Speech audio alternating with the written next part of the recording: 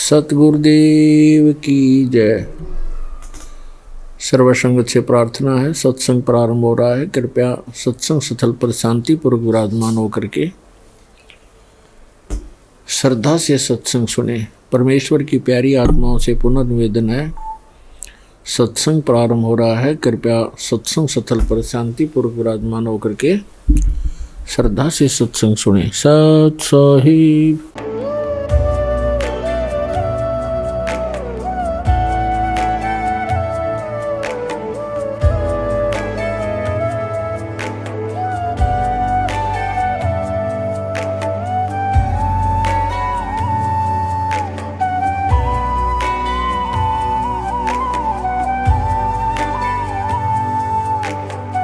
पूर्ण परमात्मा पाप कर्म दंड को भी काट सकता है। अभी तक जिस भी संत व महापुरुष से मिले, उन्होंने यही बताया कि पाप कर्म फल भोगने से ही समाप्त होगा। वो प्रभु कौन है जो पाप कर्म को काट देता है, वो काल के बंधन से छुड़वा देता है। उसका क्या नाम है, पूजा की विधि क्या है? कृपया अवश्य सुनिए जगत गुरु तत्वदर्शी संत रामपाल जी महाराज के अमृत वचन। परम पिता परमात्मा पूर्ण ब्रह्म, सर्व सृष्टि रचनहार, कुल के मालिक कबीर साहब जी की असीम कृपा से आप पुण्यात्माओं को ये सत्संग सुनने को उपलब्ध हुआ।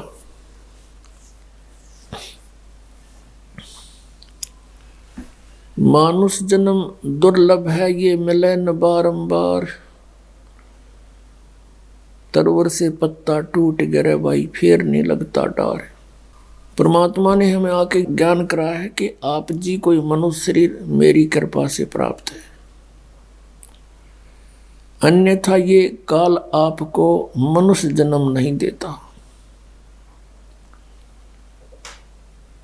सृष्टि रचना के अंदर आप जी सुनते हो कि परमात्मा ने कहा था, इस काल भगवान को जब इसने प्रकृति को माया के साथ दुर्व्यवहार करना चाहा था और उसने इसके पेट में शरण ली थी, परमात्मा ने आके निकाला था।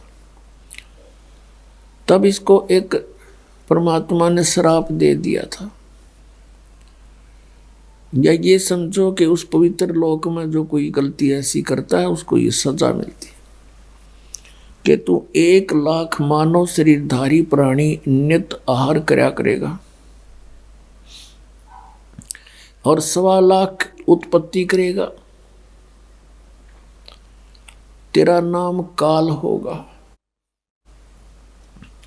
अब कई पुण्यात्मा ऐसा कहते हैं कि ये अगर परमात्मा ऐसा इसको वर ना देते, मानव शरीर के सूक्ष्म शरीर से गंध खाने का, तो ये हमें नहीं खाता। पुण्यात्माओं, ये तो हमारी जीव संज्ञा की सोच है। यदि परमात्मा इसको ये श्राप ना देता तो ये हमें मनुष्य शरीर भी नहीं देता, और मनुष्य शरीर के अंदर हम परमात्मा पा सकते हैं। इसने इतने ऊट पटांग जीव जंतुओं के शरीर गढ़ दिए, एक मनुष्य शरीर इस मनुष्य वाले प्राणी को भी एक और बना देता।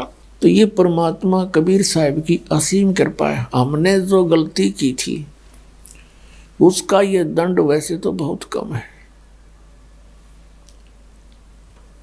लेकिन फिर भी दयालु है परमात्मा। उन्होंने ये ऑप्शन रख दिया कि मनुष्य शरीर इनको मिलेगा तब मैं इनके पास जाऊंगा, और ये कर्म अनुसार अपना सब कुछ यहाँ का विधान बना दिया। जैसा कर्म करेगा वैसा फल मिलेगा। तो ये यहाँ के प्रभु जितने हैं, श्री ब्रह्मा जी, विष्णु जी, शिव जी, दुर्गा, ब्रह्म और जितने भी यहाँ के जो अन्य देव हैं, ये केवल प्राणी को उसका किया हुआ जैसा कर्म है वैसा ही दे सकते हैं। यदि पाप कर्म है तो पाप भी भोगने पड़ेंगे, यदि पुण्य है तो पुण्य भी प्राप्त होंगे। फिर वो परमात्मा यहाँ आएगा। अपना यथार्थ विधान आपको बताएगा कि इन पापों का नाश भी हो सकता है, और वो अभी तक मंत्र किसी के पास नहीं था। जैसे खेती तो चौथे सतयुग से करते हुए आ रहे हैं किसान, अभी तक ये औषधि की खोज नहीं हुई थी कि फसल के अंदर जो खरपतवार उत्पन्न हो जाता है उसको ऐसी कोई औषधि नहीं थी जो उसको समाप्त कर दे और फसल सुरक्षित रह जा। अब उसकी खोज होगी। फसल में कितना ही खरपतवार हो, एक ऐसी मेडिसिन खोज कर दी है वैज्ञानिकों ने कि सिंचाई करते समय जल के अंदर उसको डाल दिया जाता है, वो सभी फसल के अंदर से पानी वाटर के साथ चली जाती है और गेहूं का कोई फसल को हानि नहीं करती, खरपतवार का नाश कर देती है, जिससे वो फसल अच्छी तरह फल फूल जाती है। इसी प्रकार परमात्मा का ये सत्य नाम जो है, सच्चा नाम 2 अक्षर का, और तीसरा सार नाम वो तो कहना ही क्या है।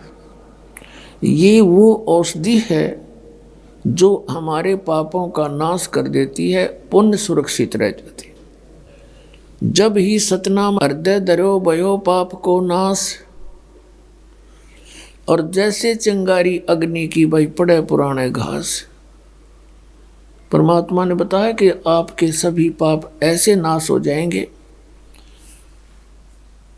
जिस प्रकार ढेर सारे सूखा घास पड़ा हो, चाहे हजारों क्विंटल पड़ा हो, उसमें एक माचिस की सीख जला कर लगा दे, सभी जलकर सवा हो जाते हैं, और चलती है तेज हवा आंधी, उस राख को भी कहीं की कहीं पटक देती है,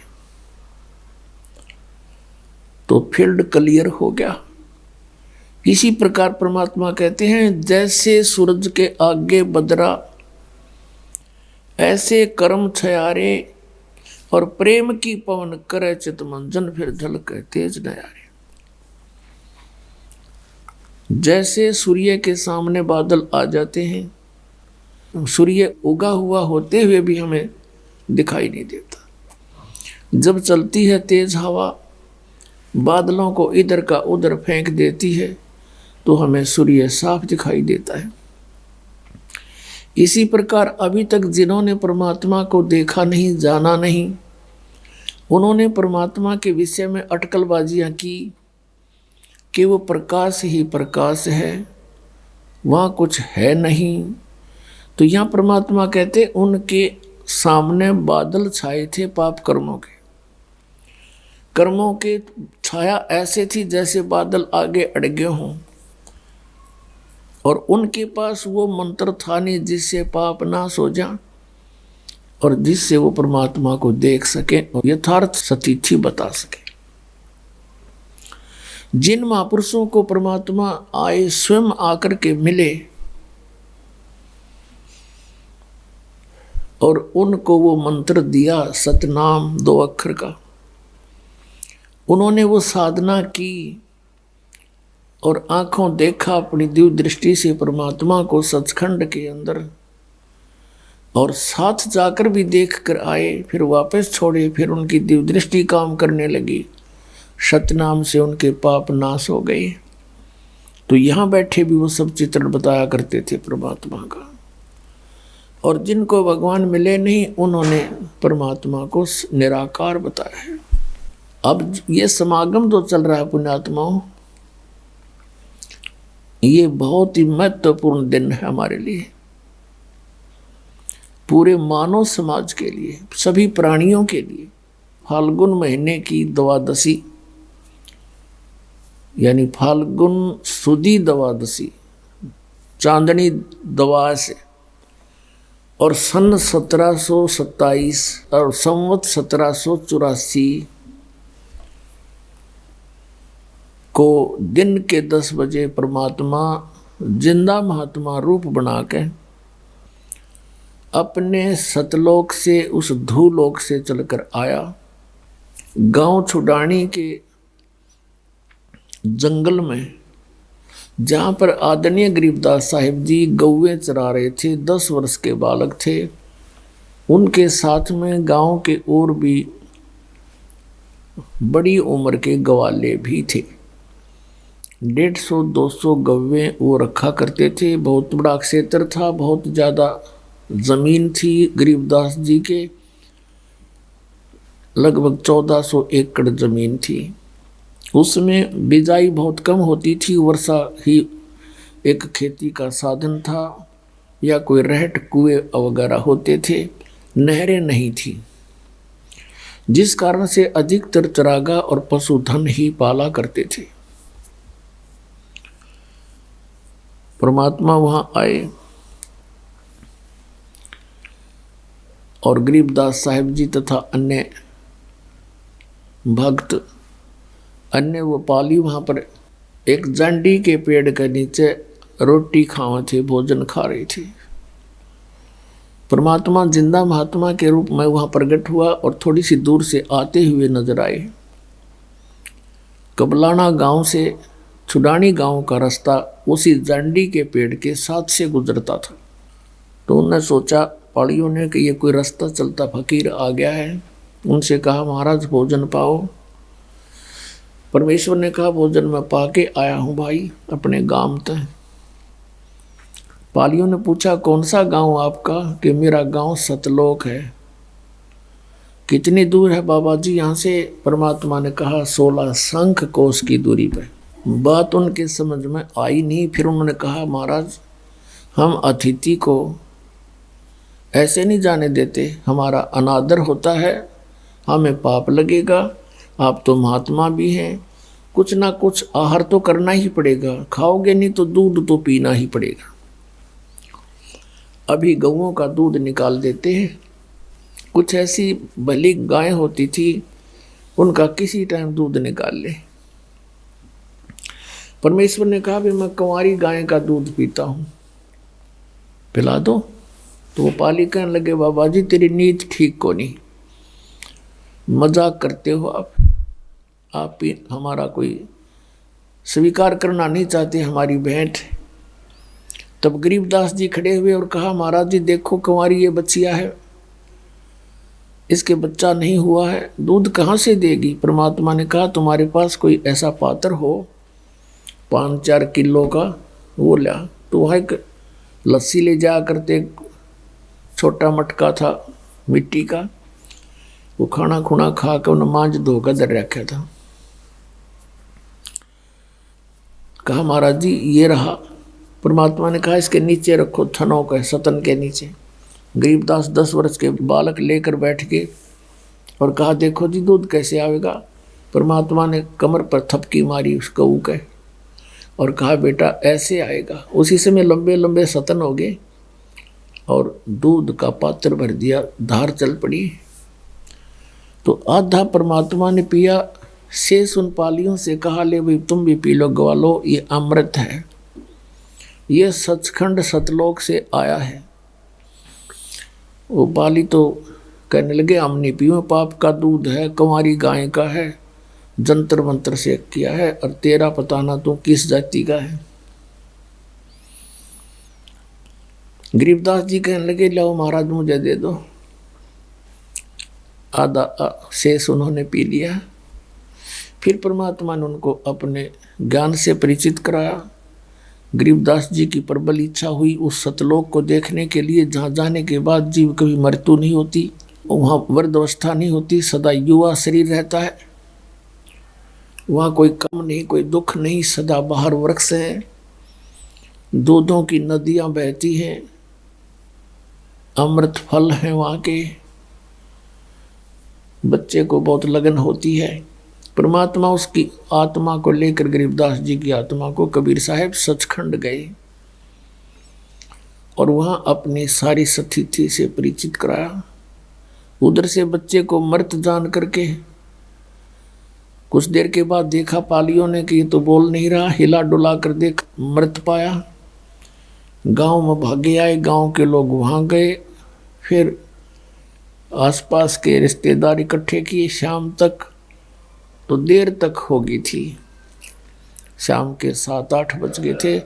चिता पर रखकर सभा उसको अंतिम संस्कार करने की तैयारी कर दी थी। इस दौरान 8-10 घंटे परमात्मा के साथ रही प्यारी आत्मा। ऊपर के सब लोगों को देखा, भगवान कैसा है, कौन है। श्री ब्रह्मा विष्णु महेश जी की स्थिति देखी, काल को देखा, उस नरक को देखा और सतलोक को देखा। फिर वापस आए। परमात्मा ने आत्मा को तुरंत भेज दिया कि कहीं शरीर का नाश ना कर दे, करने की तैयारी ही थी। चिता के ऊपर ही आत्मा सचेत हो गई, शरीर में कंपन हुई। गरीबदास जी जिंदा होकर उठ गए। उठ करके परमात्मा की ये अमर वाणी बोलने लगे। एक बार गरीबदास साहिब जी से कहा कि भगवान, जैसे ये एक फाग का दिन, होली का दिन आता है, तो अन्य व्यक्ति कहते हैं कि आओ जी होली खेलते हैं। तो गरीबदास जी कहने लगे, भाई अब इस होली में हमारा दिल नहीं लगा, हम तो राम नाम की होली खेला करते हैं, इस होली को अब हमारी रुचि नहीं रही। जैसे नानक साहिब जी से कहा था, क्योंकि आदरणीय नानक साहिब जी को भी परमात्मा बेई नदी पर मिले थे एक जिंदा महात्मा के रूप में, और वहां से उनको अंतर्ध्यान किया था और 3 दिन तक नानक साहिब जी को बेई नदी में डूबा मान लिया था। और फिर उनको भी इस लोक की स्थिति से और सतलोक की महिमा से और सतपुरुष की महिमा से परिचित करा के, अपने आप से परिचित करा के उनको फिर वापस भेज दिया था। तो फिर उनको भी ये लोक ऊट पटांग सा नजर आने लगा। तो नानक साहिब जी भी मायूस रहते थे। जैसे आप पढ़ते हो कि उनकी पहली उदासी माने बिल्कुल संसार से विमुख हो गए, नौकरी त्याग दी। लेकिन आदेश परमात्मा का था कि बच्चा तुम यहाँ प्रचार करो, मेरा गुणगान करो। परमात्मा चारों युग में आए हैं और कहा कि चारों युग में मेरे संत पुकारे और कूक कहा हम हेल रे, या हीरे माणिक मोती बरसे यो जग चुगता ढेल रे। परमात्मा ने कहा कबीर साहब ने कि चारों युगों में मेरे संतों ने मुझसे परिचित होकर के महिमा गुणगान किया मेरा, जनता को सच्चाई से परिचित करा, लेकिन कोई नहीं माना। हीरे माणिक मोती बरसे ये जग चुगता ढेल रे। सत्य भक्ति सतनाम सच्चे मंत्रों रूपी हम, सत साधना शास्त्र अनुकूल साधना रूपी, तत्व ज्ञान रूपी हम मोती बरसाते हैं, हीरे मोती बरसा रहे हैं। और ये अज्ञानता के कारण शास्त्र विधि त्याग कर मनमानी पूजा करके ये सारा मानव समाज डले इकट्ठे कर रहा, कंकर पत्थर। गीता जी अध्याय नंबर 16 के श्लोक नंबर 23 में कहा कि शास्त्र विधि को त्याग कर जो मनमाना आचरण करते हैं उनको न तो सुख होता है, न कोई सिद्धि प्राप्त होती है, और न ही उनकी गति होती है, यूजलेस। 24वें श्लोक में कहा कि इससे तेरे लिए अर्जुन कर्तव्य और अकर्तव्य की व्यवस्था में कौन सी साधना करनी चाहिए, कौन सी त्याग देनी चाहिए, इसका निर्णय सदग्रंथ ही करेंगे। उसके अतिरिक्त किसी की लोक वेद की आड़ मत लेना, किसी की लोक वेद पर आश्रित ना होकर के अपना जीवन व्यर्थ ना करना। तो नानक साहिब जी मायूस रहते थे। भक्त पूछने लगे कि महाराज आप कभी सुखी नजर नहीं आते। तब नानक साहब ने कहा कि भाई ना जाने काल की कर डारे, किस विध ढल जा पासावे। और जिना ते सिर ते मौत खुड़क दी उना नो केड़ा हासावे। इस गंदे लोक में क्या की खुशी मनावे। पुण्यात्माओं, हम बहुत सी घटनाओं को देखते हैं पर हम अनदेखा कर देते हैं क्योंकि हमें इसके विकल्प का पता नहीं। जैसे एक दिन वैसे तो बहुत सी घटनाएं घटती हैं। किसी का विवाह था और समाचार पत्र में दिखा रखा था। पहले दिन तो सारा परिवार नाच रहा, कूद रहा, डीजे बजावे, छोरे का ब्याह है। अगले दिन बारात जा रही थी। दूल्हे वाली कार एक ट्रक से टकराएगी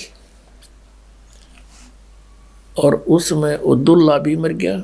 4-5 और उसी घर के सदस्य और बटेऊ बहनों के वह भी मर गए। अगले दिन वो हाहाकार मच रही थी। टक्कर मार मार रो रहे थे, चूड़ियां फोड़ रही थी, बाल पाड़ रहे थे। तो यहाँ किस चीज की खुशी बनावे हो? बोला जीव आंख नहीं खुलती इसकी। तो यहाँ संतों ने कहा, नानक साहब जी कहते ना जाने काल की कर डारे, किस विध डल जा पास आवे। और जिना ते सिर ते मौत खुड़क दी उना नो केड़ा हासावे। तब नानक साहब जी से पूछा कि हे महात्मा जी, क्या आप कभी प्रसन्न नहीं होते? क्या आपका कभी खुशी महसूस नहीं होती? अब नानक साहब जी सब सत्संग किया करते थे। बहुत ही कम श्रद्धालु उनके इस तत्व ज्ञान को मानने वाले थे, बहुत ही कम स्वीकार करते थे। समाज में विरोध बहुत बढ़ गया था। तो तब कहा करते, साध मिले साढ़े शादी होंदी और विछड़ जा दिलगिरी वे, अख दे नानक सुनो जहाना मुश्किल हाल फकीरी वे। यूँ कहा करते श्री नानक देव जी कि जब मेरे ये साध भक्त सत्संग श्रवण करने के लिए एज इट इज आ जाते हैं, मुझे बड़ी खुशी होती है। उस दिन हमारा शादी होती है और जब ये यहाँ से जाते हैं सत्संग सुनकर, तब मुझे दिलगिरी हो जाती है, मेरी मायूसी छा जाती है, बढ़ जाती है चिंता। किस बात की?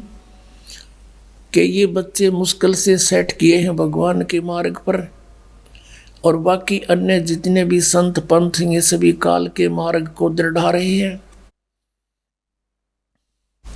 और ये डर बना रहता है कि कोई इन बच्चों को भ्रमित ना कर दे, क्योंकि वो बहुसंख्या के अंदर है और इनका जीवन नाश हो जाए।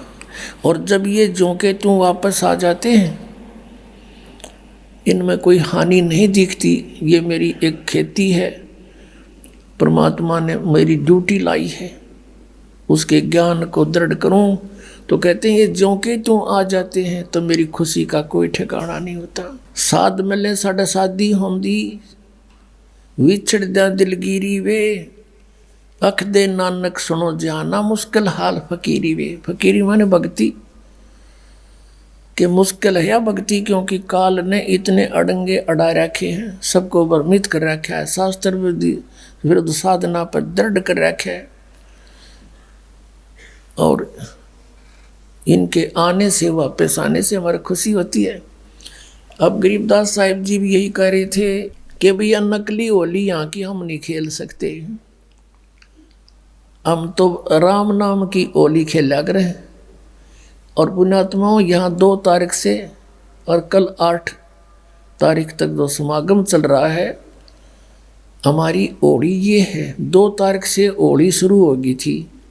रोज देसी घी का कड़ा हलवा आपके बच्चों को प्राप्त, बढ़िया आहार और अमृत वर्षा वो तत्व ज्ञान की। ये है राम नाम की होली। आत्मा भीगेगी राम के रंग में।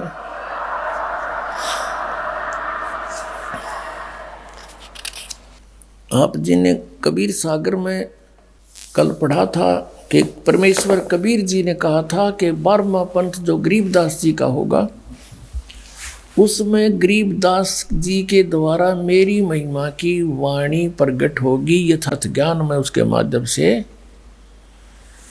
प्रकट करूंगा। गीता जी अध्याय नंबर 4 के श्लोक नंबर 32 में कहा है कि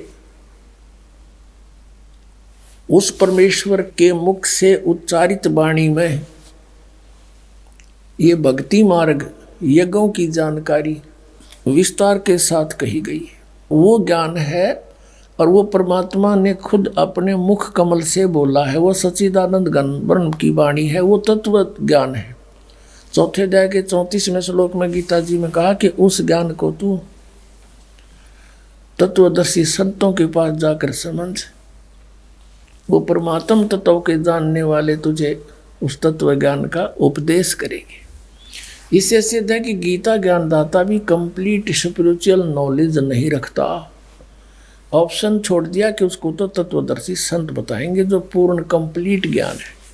तो वो कंप्लीट ज्ञान कबीर परमेश्वर ने स्वयं अपने मुखारविंद से बोला था। कबीर वाणी, कबीर बीजक, कबीर जी की साखी, ये सब मालिक ना आकर बोली थी। कहा 33 अरब ज्ञान हम भाख्या और मूल ज्ञान हमने गुप्त ही रखा। तो उसमें बहुत विस्तार के साथ कहा है। तो वो ज्ञान फिर कबीर पंथ के व्यक्तियों ने, घुसे हुए काल के दूतों ने कबीर सागर में कुछ गड़बड़ी की तो परमात्मा ने गरीबदास जी के कंप्यूटर में डाल दिया अंतःकरण में सारा ज्ञान। फिर उन्होंने एज ए टेप रिकॉर्डर पे बोल दिया।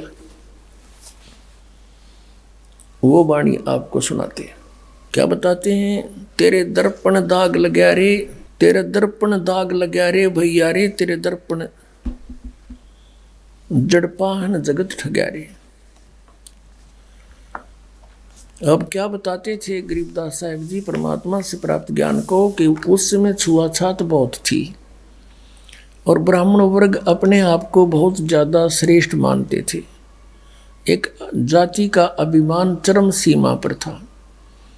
उस समय उनको समझाने के लिए चेष्टा की थी कि भाई परमात्मा के घर में हिंदू ब्राह्मण शूद्र ये नहीं है, ये तो कर्माधार से मानव ने अपने डिवाइड किए थे काम।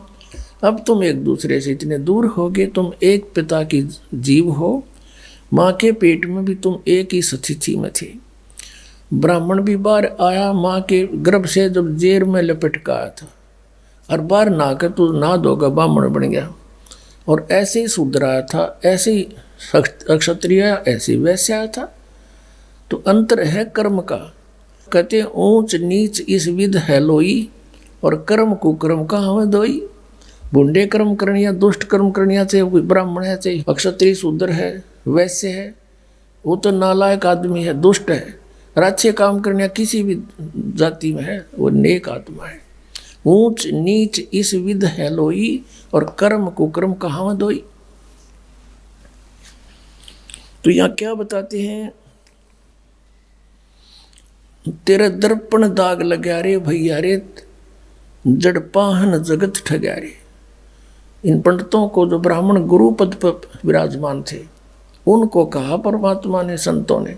आम जाति से कोई लिंक नहीं था इसका। जैसे मेरे दादा गुरुजी जाट जाति से थे, गांव छावला दिल्ली में, नजफगढ़ से गुड़गांवा रोड पर। तो वो 4 विषय के आचार्य हो गए, काशी विद्यापीठ पढ़ के, और पंडित चिदानंद कहलाए। पंडित चिदानंद खरखोदा के पास एक छोटा सा गांव है गोपालपुर, वहाँ आज भी आश्रम विद्यमान है। उस पर लिखा है पंडित चिदानंद आश्रम गोपालपुर। और मेरे गुरुदेव थे वो ब्राह्मण जाति से थे। गांव पैतावास बड़ा, जिला भिवानी दादरी के पास। और वो अपने आप को पंडित नहीं कहते थे, वो तो संत कहते थे। तो हमने एक परंपरागत जाति मान ली। तो जाति से यहाँ लिंक नहीं है, यहाँ केवल जो गुरु पद पर विराजमान है, जो अपने आप को वेदों और गीता के मार्गदर्शक मानते हैं और शास्त्र विरुद्ध ज्ञान देकर जनता को भ्रमित कर रहे हैं, उनके विषय में कहा है कि तुम सच्चाई से दूर होकर अन्य नियम बनाकर बैठ गए, ऊंच नीच में उलझ गए। जय तू ब्राह्मण और ब्राह्मणी जाया तो आन बाट क्यों नहीं आया। अगर तू ब्राह्मण है और तेरी माँ भी ब्राह्मणी है और सब तुम औरों को नीच समझते हो, तो तू माँ के जैसे और उत्पन्न हुए उसी तरह तू उत्पन्न हुआ है। तो कितने और का आता खोए खाए में गले कड़के जो मानते तू ब्राह्मण साहब, यानी तेरे रास्ते सारे न्यारे हैं। तो क्या बताते हैं, ते गाला कंद जनेऊ तू भूला बाट बटेऊ, तेरा दर्पण दाग लग्या रे भैया रे, जड़ पाहन जगत ठग्या रे। ते घाल्या कंद जनेऊ तू भूला बाट बटेऊ, कमल तुम्हारा मुद्दा एक जननी एक दूधा, है सब हाड चाम मल गुदा, यम को ब्राह्मण कुण शूद्रा। ते भेद न जाण्या धुर का, ये सब एक चाम तन बुरका। बुरका माने कवर, ये बुरका पहरा करते देखे अपने मुसलमान के औरतें, उसको बुरका कहें, ऊपर से लेकर नीचे तक ढकले कपड़े थे एडी ताई, कहते हैं यू हार्ड चाम तन बुरका, यू हार्ड चाम का बुरका पहन रहे हो, सबका एक जैसा है। ते ज्ञान न पाया गुरु का, यम कौन हिंदू कौन तुर्का, सब एक चाम मल धीरा, यम को चेला को पीरा। तुम छानो नीर और खीरा, होगा घर चौड़े हदीरा। क्या 68 तीर्थ नहाए, द्वारका में दाग दगाए, जहाँ रहते अनगिन मीना, जिन झीमर को गल दीना। बहुविध भिन्न आचारी, यो झूठा खेल जुआरी, सतनाम गरीब सहाई, गट मुझसे खा बिलाई। ओए होए, अब क्या बताते हैं कि ए पंडित जी तन गलमज ने उगाल के तू बन गया ब्राह्मण, तू तो रास्ता भूल गया, तो भूल्या बाट बटेऊ।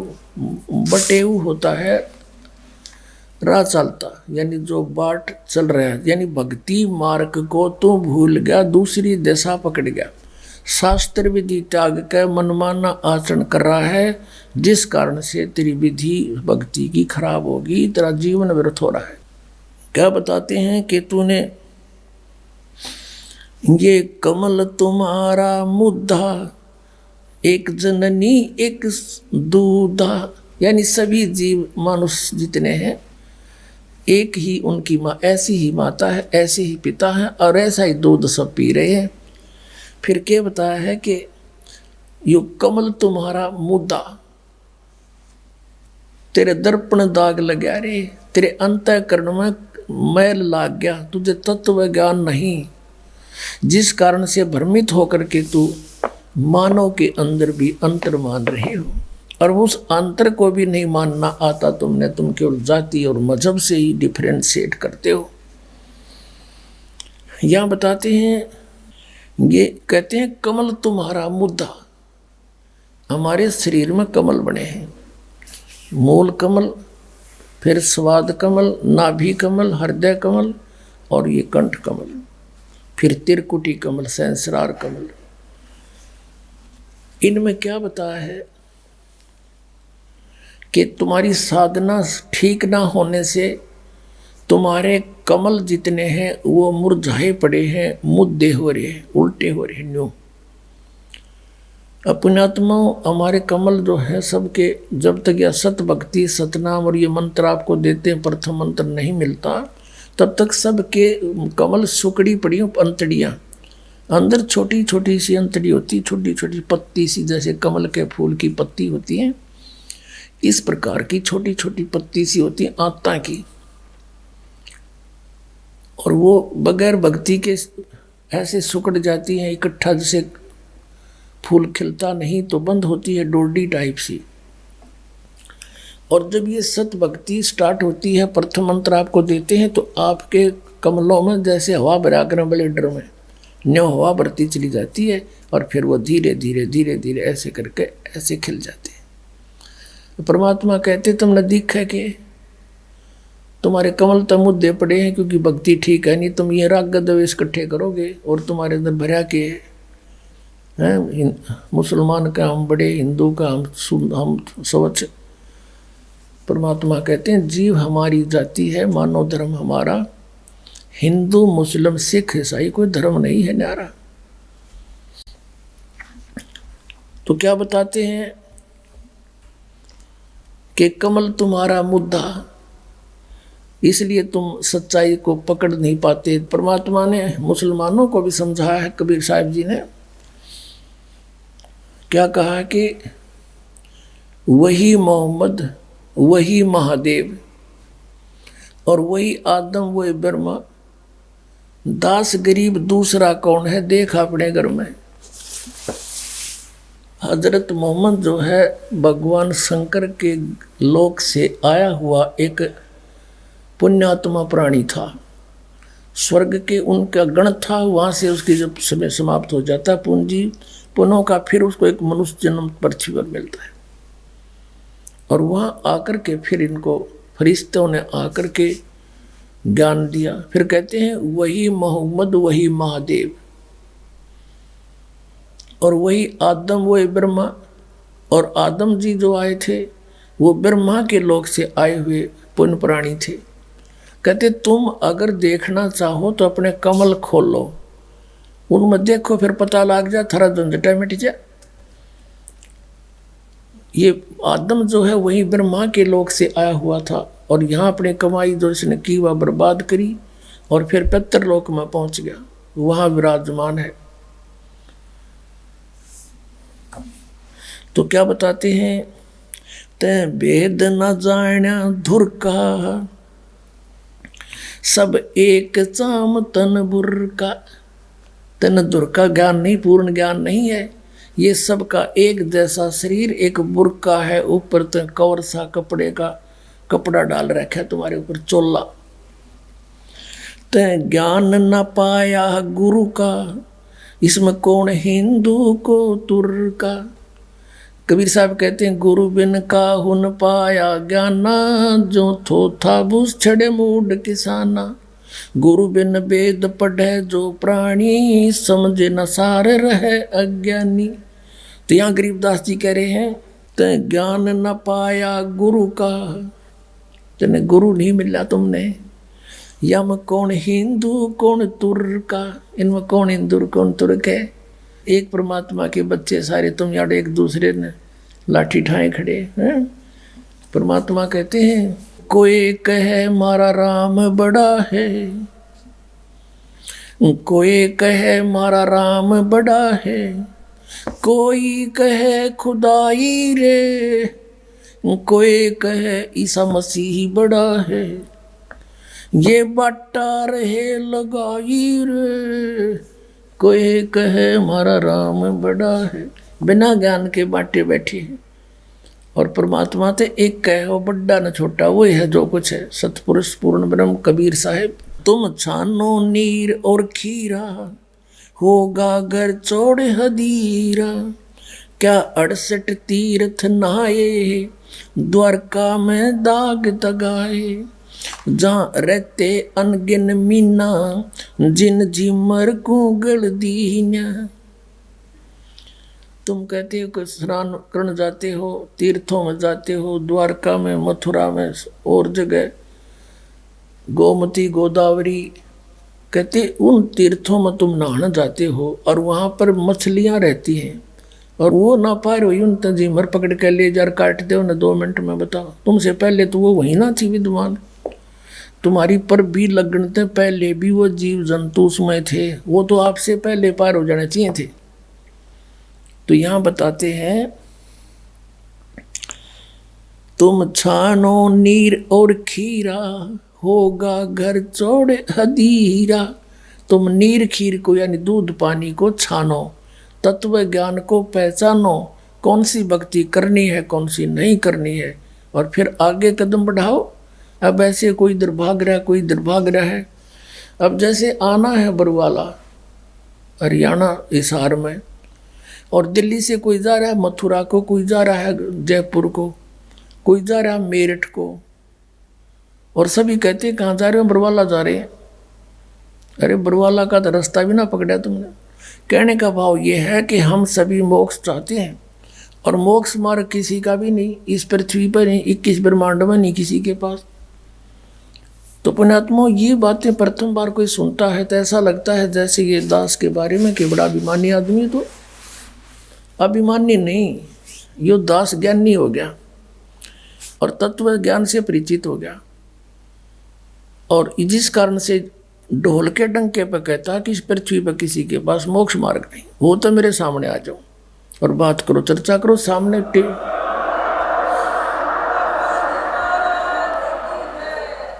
और कराओ एक चैनल बुक और ये होने लग रहा है साधना चैनल पर। सब छुपे बैठे, कोई नहीं आगे आता। नहीं आओगा, जनता तो समझदार है, पता लगेगा कि क्यों छुपे बैठे हैं। इतना कुछ कह रहा है ये दास और कोई नहीं बोलता। बहुविध भिन्न अचारी, यो झूठा खेल जुआरी, सतनाम गरीब सहाई, गट मुझसे खा बिलाई। कहते हैं एक सतनाम, गरीबदास जी कहते हैं एक सतनाम ही सच्चा सहारा है जीव का, अन्यथा ये मन इस जीव को दुखी कर रहा है, बर्बाद कर रहा है। आज हमारे रंग संत समागम है रे, कथा कीर्तन गावन जावन बहुत सुने प्रसंग, मन की कुटिलता छूटत नाही, यो मन बसे भुजंग। दिल दरिया में भंवर पड़त हैं, उठत अंत तरंगा, त्रिकुटी महल में जा बसोरे, जा बह से मुख गंगा। कहा कहूँ कछु कही न जाइए, मूरत अचल बिहंगा, अरस पियाले सतमद वाले, कहा को गोटो भंग। कहा कहूँ कुछ कही न जाई, मूरत अचल बिहंग, अरस पियाले सदमत वाले, काहे को गोटो भंग। दास गरीब मिटे सब झगड़ा, भाई करो साध सतसंग, गरीब दास मिटे सब झगड़ा, करो साध सतसंग। अब क्या बताते हैं? भेड़ पूछ को पंडित पकड़े, ये भादो नदी बिहंगा, गरीब दास व भव जल डूबे, जहाँ नहीं साध सतसंग। क्या बताते हैं कि कबीर साहब कहते हैं कि कबीर इस संसार को समझाऊं कै बार, ये पूछ पकड़ के भेड़ की और उतरा चाव पार। पुणात्माओं, जब आप इस तत्व ज्ञान से परिचित हो जाओगे, कलेजे में कारण पूरी चोट लगेगी आपके कि कहाँ छुपा था ये अमृत ज्ञान। हम परमात्मा ने लिखा अपनी वाणी में कि ये बुरा के स्थान पे रे ही खा रहे हैं। तत्व ज्ञान के अभाव से ये कोरी बकवाद सुने, दो लोग वेद दंत कथा सुनाई जा रही है भोली आत्माओं को। अब इस एक सेंटेंस को, परमात्मा के अमर वाणी को आपके समक्ष सरलार्थ करने के लिए बहुत सारे प्रमाण उपस्थित करने पड़ेंगे। क्या बताया है कि कबीर इस संसार ने समझाऊं कै बार, ये पूछ पकड़ रे भेड़ की रुतरा चाव पारे। उसी वही वाणी जो कि तू उनसे प्राप्त गरीबदास जी ने जो कहा तू उसी तरह भावार्थ कहा है कि भेड़ पूछ को पंडित पकड़े, ये भादो नदी बिहंगा, गरीबदास व भाव जल डूबे, जहाँ नहीं साध सत्संगा। भादुए के अंदर बहुत ज़्यादा वर्षा हुआ करती है, और इतनी वर्षा हो जाती है कि सभी छोटी नाली नदी बहुत भर के उमड़ के ओवरफ्लो हो के किनारों के ऊपर के भी बह के चलती है। परमात्मा कहते हैं ये संसार सागर, ये संसार से पार होना समझ लो भादुए की नदी है, और उससे पार होने के लिए किसी गुरु ने विधि बता रखी है कि भेड़ की पूंछ पकड़ ले या तुझे पार करेगी। Quite impossible. बिल्कुल असंभव, वो क्रियाएं आपको दे रखी है इन नकली गुरुओं ने। जैसे राधा स्वामी, धन धन सतगुरु, सच्चा सौदा, सिरसा वाले, जय गुरुदेव वाले, ये सारे पांचों नाम काल के दें और बात करें सचखंड जान की भेड़ की पूछ पकड़ के और दरिया पार होना चाहते हैं। उसकी विधि है दरिया पार होने की, एक नौका हो, बढ़िया मल्ला हो और फिर बहरों से बचाता हुआ परले किनारे जा छोड़े। वो तत्वदर्शी संत हो, सतनाम रूपी नौका हो तो बहुजल से पार होने में कोई दिक्कत नहीं, और सच्चा गुरु साथ उसका मल्ला हो, खेवटिया हो। सूरत नृत से जीना वो कैसे नजर आवे, पट्टन घाट परम पद पैड़ी उतरेंगे परवीना। पट्टन घाट परम पद पैड़ी उतरेंगे परवीना। शब्द मोहोदित गर्जत है रे दिल दरिया दुर्बीना। पाक मोहब्बत ला पुरुष से साफ करो तन सीना। कुंभक रेचक राम रसायन उल्टी पवन चढ़ीना। अर्थ धर्म और काम मोक्ष हो कारज सकल सरीना। जन्म जौहरी के घर पाया परख लाल दुर्बीना। तीन लोक का राज दिया तो सुरपति कहा कमीना। गर्व गुमान दूर कर बोरे ये तो बात भली ना। आदीनी की राह पकड़ ले होए रहो सबसे ही ना। बड़े बड़ों तो मूल गंवाया छोटे बड़े करीना। काम देनु काया के माही अमृत दू कर पीना। तन के जोगी और मन के भोगी इंद्री नहीं कसीना। सुरत नृत दरबार हंसनी मैलो नहीं दसीना।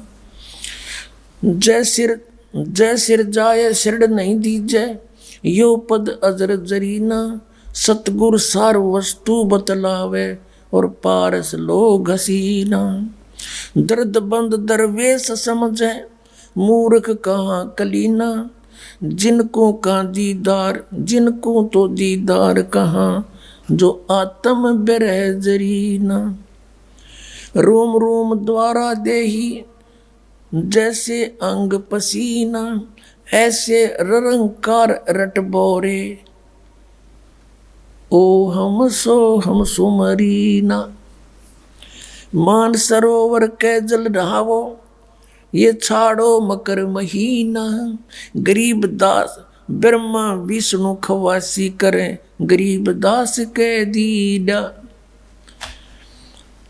अब कितना क्लियर कर दिया परमात्मा ने कि ये तो मंत्र सतनाम भाई, इसके भक्ति बिना कति सरीना सरय नहीं, इसका सुमरीना। और कहते हैं उस सतपुरुष के घर पर ये ब्रह्मा विष्णु करें चाकरी नौकर गरीबदास कह दी ना। हमने कह दी साची बात। गगन मंडल में गुमट है रंग होरी हो। जहाँ श्वेत ध्वजा फर्राही राम रंग होरी हो। आदरणीय गरीबदास साहिब जी बताते हैं हम कौन सी होली खेलते हैं भाई। गगन मंडल में गुमट है रंग होरी हो। जहाँ श्वेत ध्वजा फर्रावे राम रंग होरी हो। सतलोक में अरसकुर पर श्वेत गुमट है जहाँ सतगुरु का डेरा। जैसे आपने ऋग्वेद मंडल नंबर 9 सूक्त 96 के मंत्र 18 में आपको दिखाया कि वो परमात्मा उस तीसरे मुक्ति धाम सतलोक में रहता है और वहाँ एक बहुत सुंदर सफ़ेद गुम्मट के अंदर गुम्बज उसमें रहता है, बहुत बड़े गुम्बज में। उसका यही आप गरीबदास जी कह रहे हैं गुम्मट। गगन मंडल में गुम्मट है रंग होरी हो। जहाँ श्वेत ध्वजा फर्रावे राम रंग होरी हो। उसके ऊपर सफेद ध्वजा परमात्मा का झंडा फहरा रहा है। बुद्धि बाणी से अगम है रंग होरी हो। सुरत नृत जहाँ लावे राम रंग होरी हो। अब चले हैं नीचे से सभी शरीर के बताने लगे हैं।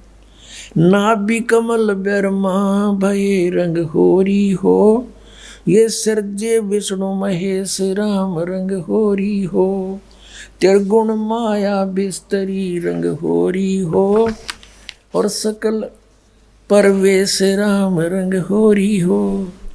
चंद सूरज पानी पवन रंग होरी हो, कच्छ मच्छ कूरम्ब राम रंग होरी हो। ओम मंत्र आदि है रंग होरी हो, ये रचे सकल आरंभ राम रंग होरी हो।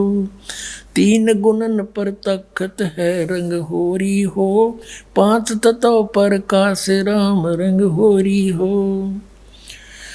सुर नर मुनि जन देवता रंग होरी हो, सावतरी और गौरी राम रंग होरी हो। लक्ष्मी विष्णु के संग है रंग होरी हो, कमलापति में बवर राम रंग होरी हो। किन्नर भूत पिशाच है रंग होरी हो, दान्य अंत अपार राम रंग होरी हो। राक्षस का रासा कहूँ रंग होरी हो, रचे सकल परिवार राम रंग होरी हो। गण गंधर्व ज्ञानी गुनी रंग होरी हो, चतुर्मूड अनंत राम रंग होरी हो। ओम नाद अगाध है रंग होरी हो, अजब नवेला कंत राम रंग होरी हो। लख 84 जाति है रंग होरी हो, ये चार खानी के जीव राम रंग होरी हो। अंड्रज जेरज उद बुदा रंग होरी हो, श्वेत खान रचि पीवे राम रंग होरी हो। अब क्या बता रहे हैं गरीबदास साहिब जी कि ये सभी राम नाम की होरी यानी भगवान को पाने की ट्राई कर रहे हैं। सावित्री, ब्रह्मा, विष्णु, कृष्ण जी, शंकर भगवान और सभी देवता ये सभी मालिक को चाह रहे हैं, पर इनको रास्ता ठीक मिला नहीं।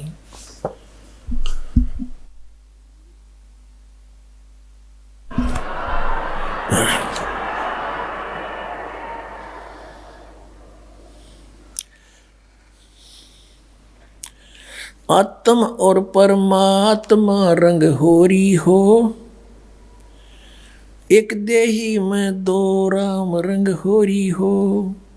सतगुरु मेला करते है रंग होरी हो, चलो अगमपुर धाम राम रंग होरी हो।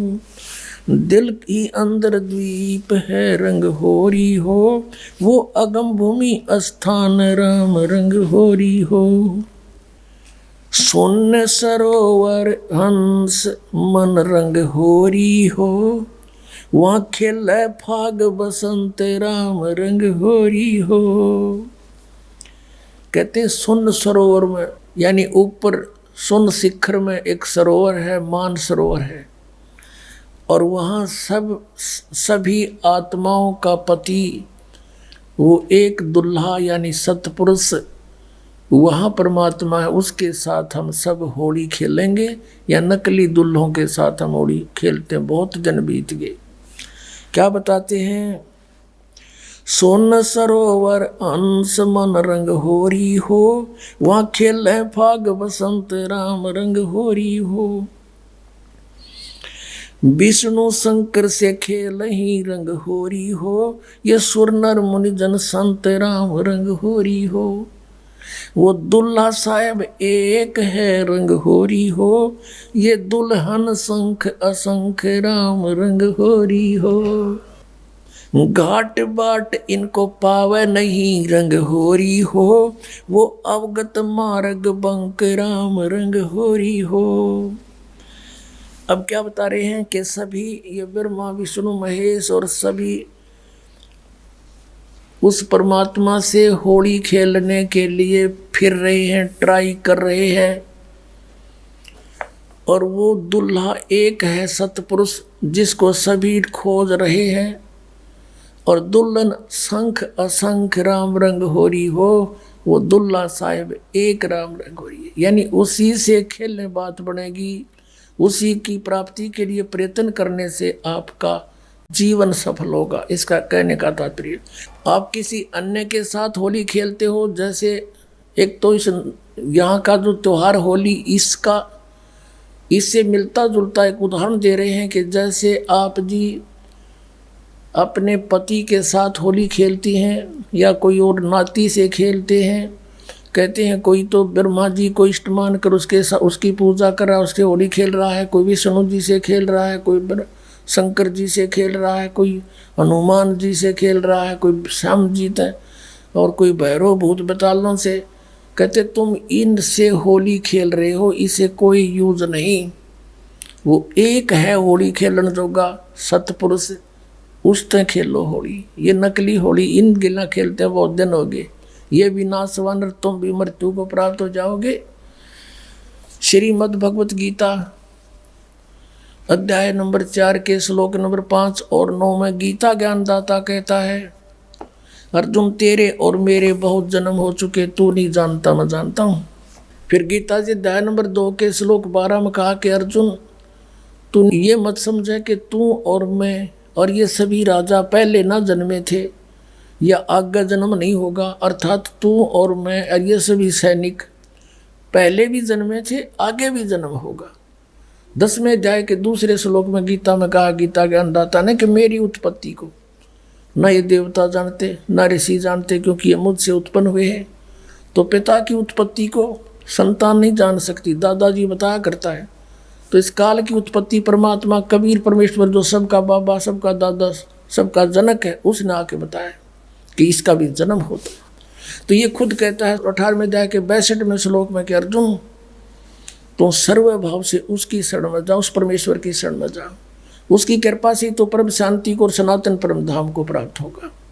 अब उस दुल्हे की ऊपर सतलोक में साकार परमेश्वर की गरीबदास जी आंखों देखा क्या बता रहे हैं।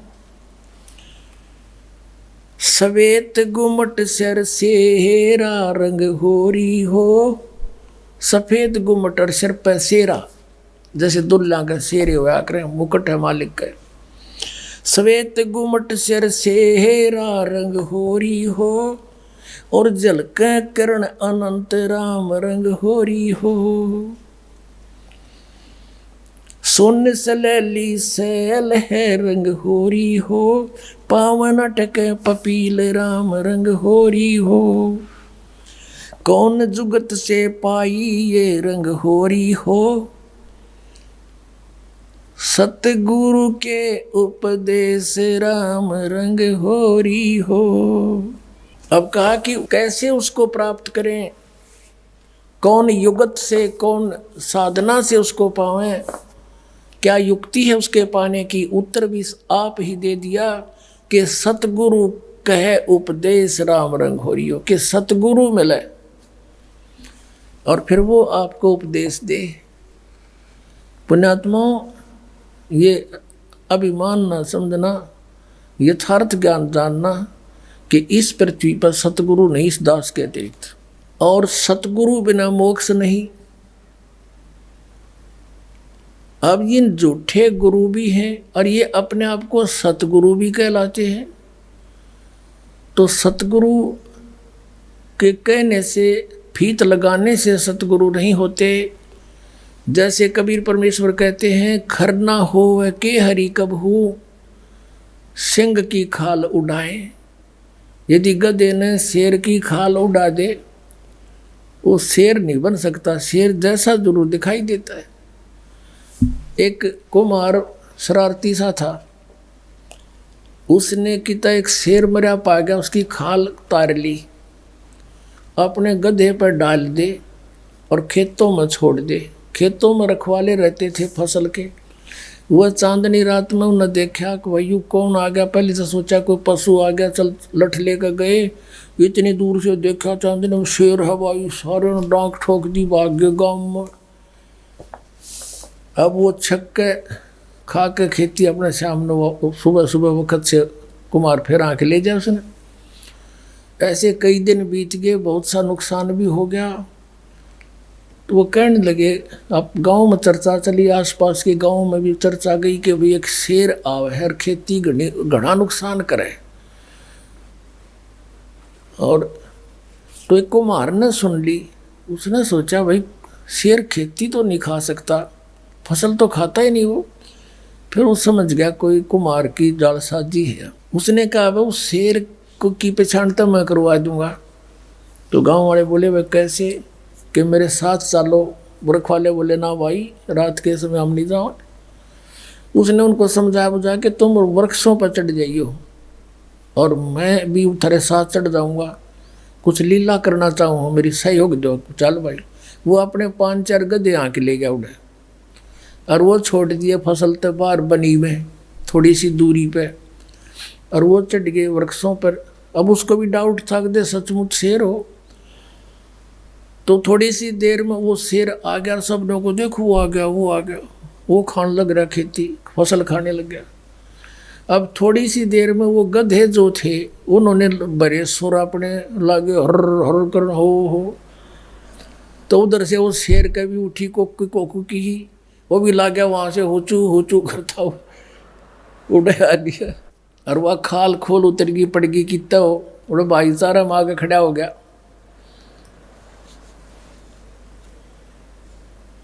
तब वो उनकी मच्छी बदी कुमार ने तो पहचान दिया कति सागी गद आए है। नीचे उतर का आया नो बोला यो रहा थारा शेर भाई। फिर वो जिस कुमार का गधा था उसको फिर पंचायत ने दंड लगाया, बेतने या के सोची नालायक, कितना नुकसान कर दिया, तू ले लेता थोड़ा बहुत तोड़ा इसकी खातर, भूस ले लेता हमारे से चारा। तो कहने का भाव ये है कि गधे और शेर का बोली तो मेरा पटेगा, सतगुरु का पता नकली और असली का इस ज्ञान से पता चलेगा। ये बोली है, बोली से पता चलेगा कौन सतगुरु है, कौन सतगुरु नहीं है, कौन नकली है, कौन असली है। अब क्या बताते हैं, खेचरी भूचरी चाचरी रंग होरी हो, खेचरी भूचरी चाचरी रंग होरी हो, और अकल अगोचर जान राम रंग होरी हो, उन मनी घर आसन करो रंग होरी हो, वो पावे पद निर्वाण राम रंग होरी हो, 12 दल में बैठिए रंग होरी हो, उल्टा नाभ समोव राम रंग होरी हो, तिरकुटी भंवर गुंजार ही रंग होरी हो, और स्वर्ण कलश को बह रंग होरी हो, अमृत धारा बरस ही रंग होरी हो, ये पीवन संत सुजान राम रंग होरी हो। फिर क्या बताते, नाम की सरवर ए नहीं रंग होरी हो, होता मूल उचार राम रंग होरी हो। कहते हैं कि ये चाचरी भूचरी खेचरी उन्मनी इनसे मालिक प्राप्ति नहीं है, नाम की सरवर है नहीं रंग होरी हो, यानी नाम की बराबरी कुछ नहीं कर सकता नाम से जो लाभ होगा। नाम की सरवर है नहीं रंग होरी हो, होता मूल उचार राम रंग होरी हो, यानी जिसके पास वो मूल मंत्र है, मूल ज्ञान है, मूल नाम है, उससे लाभ होगा। फिर बताते हैं,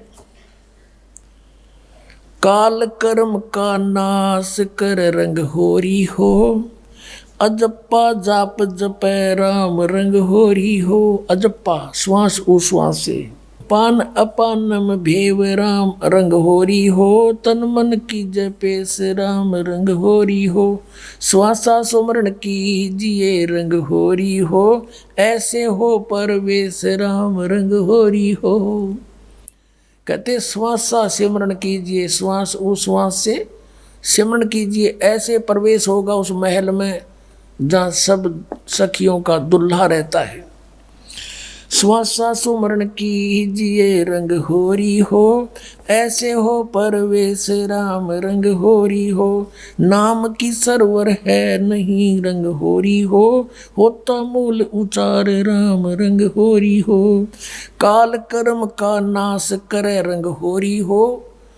अजप्पा जाप जपंत राम रंग होरी हो, ओम सोहम नाद भरे रंग होरी हो, ये परख नवेला कंत राम रंग होरी हो।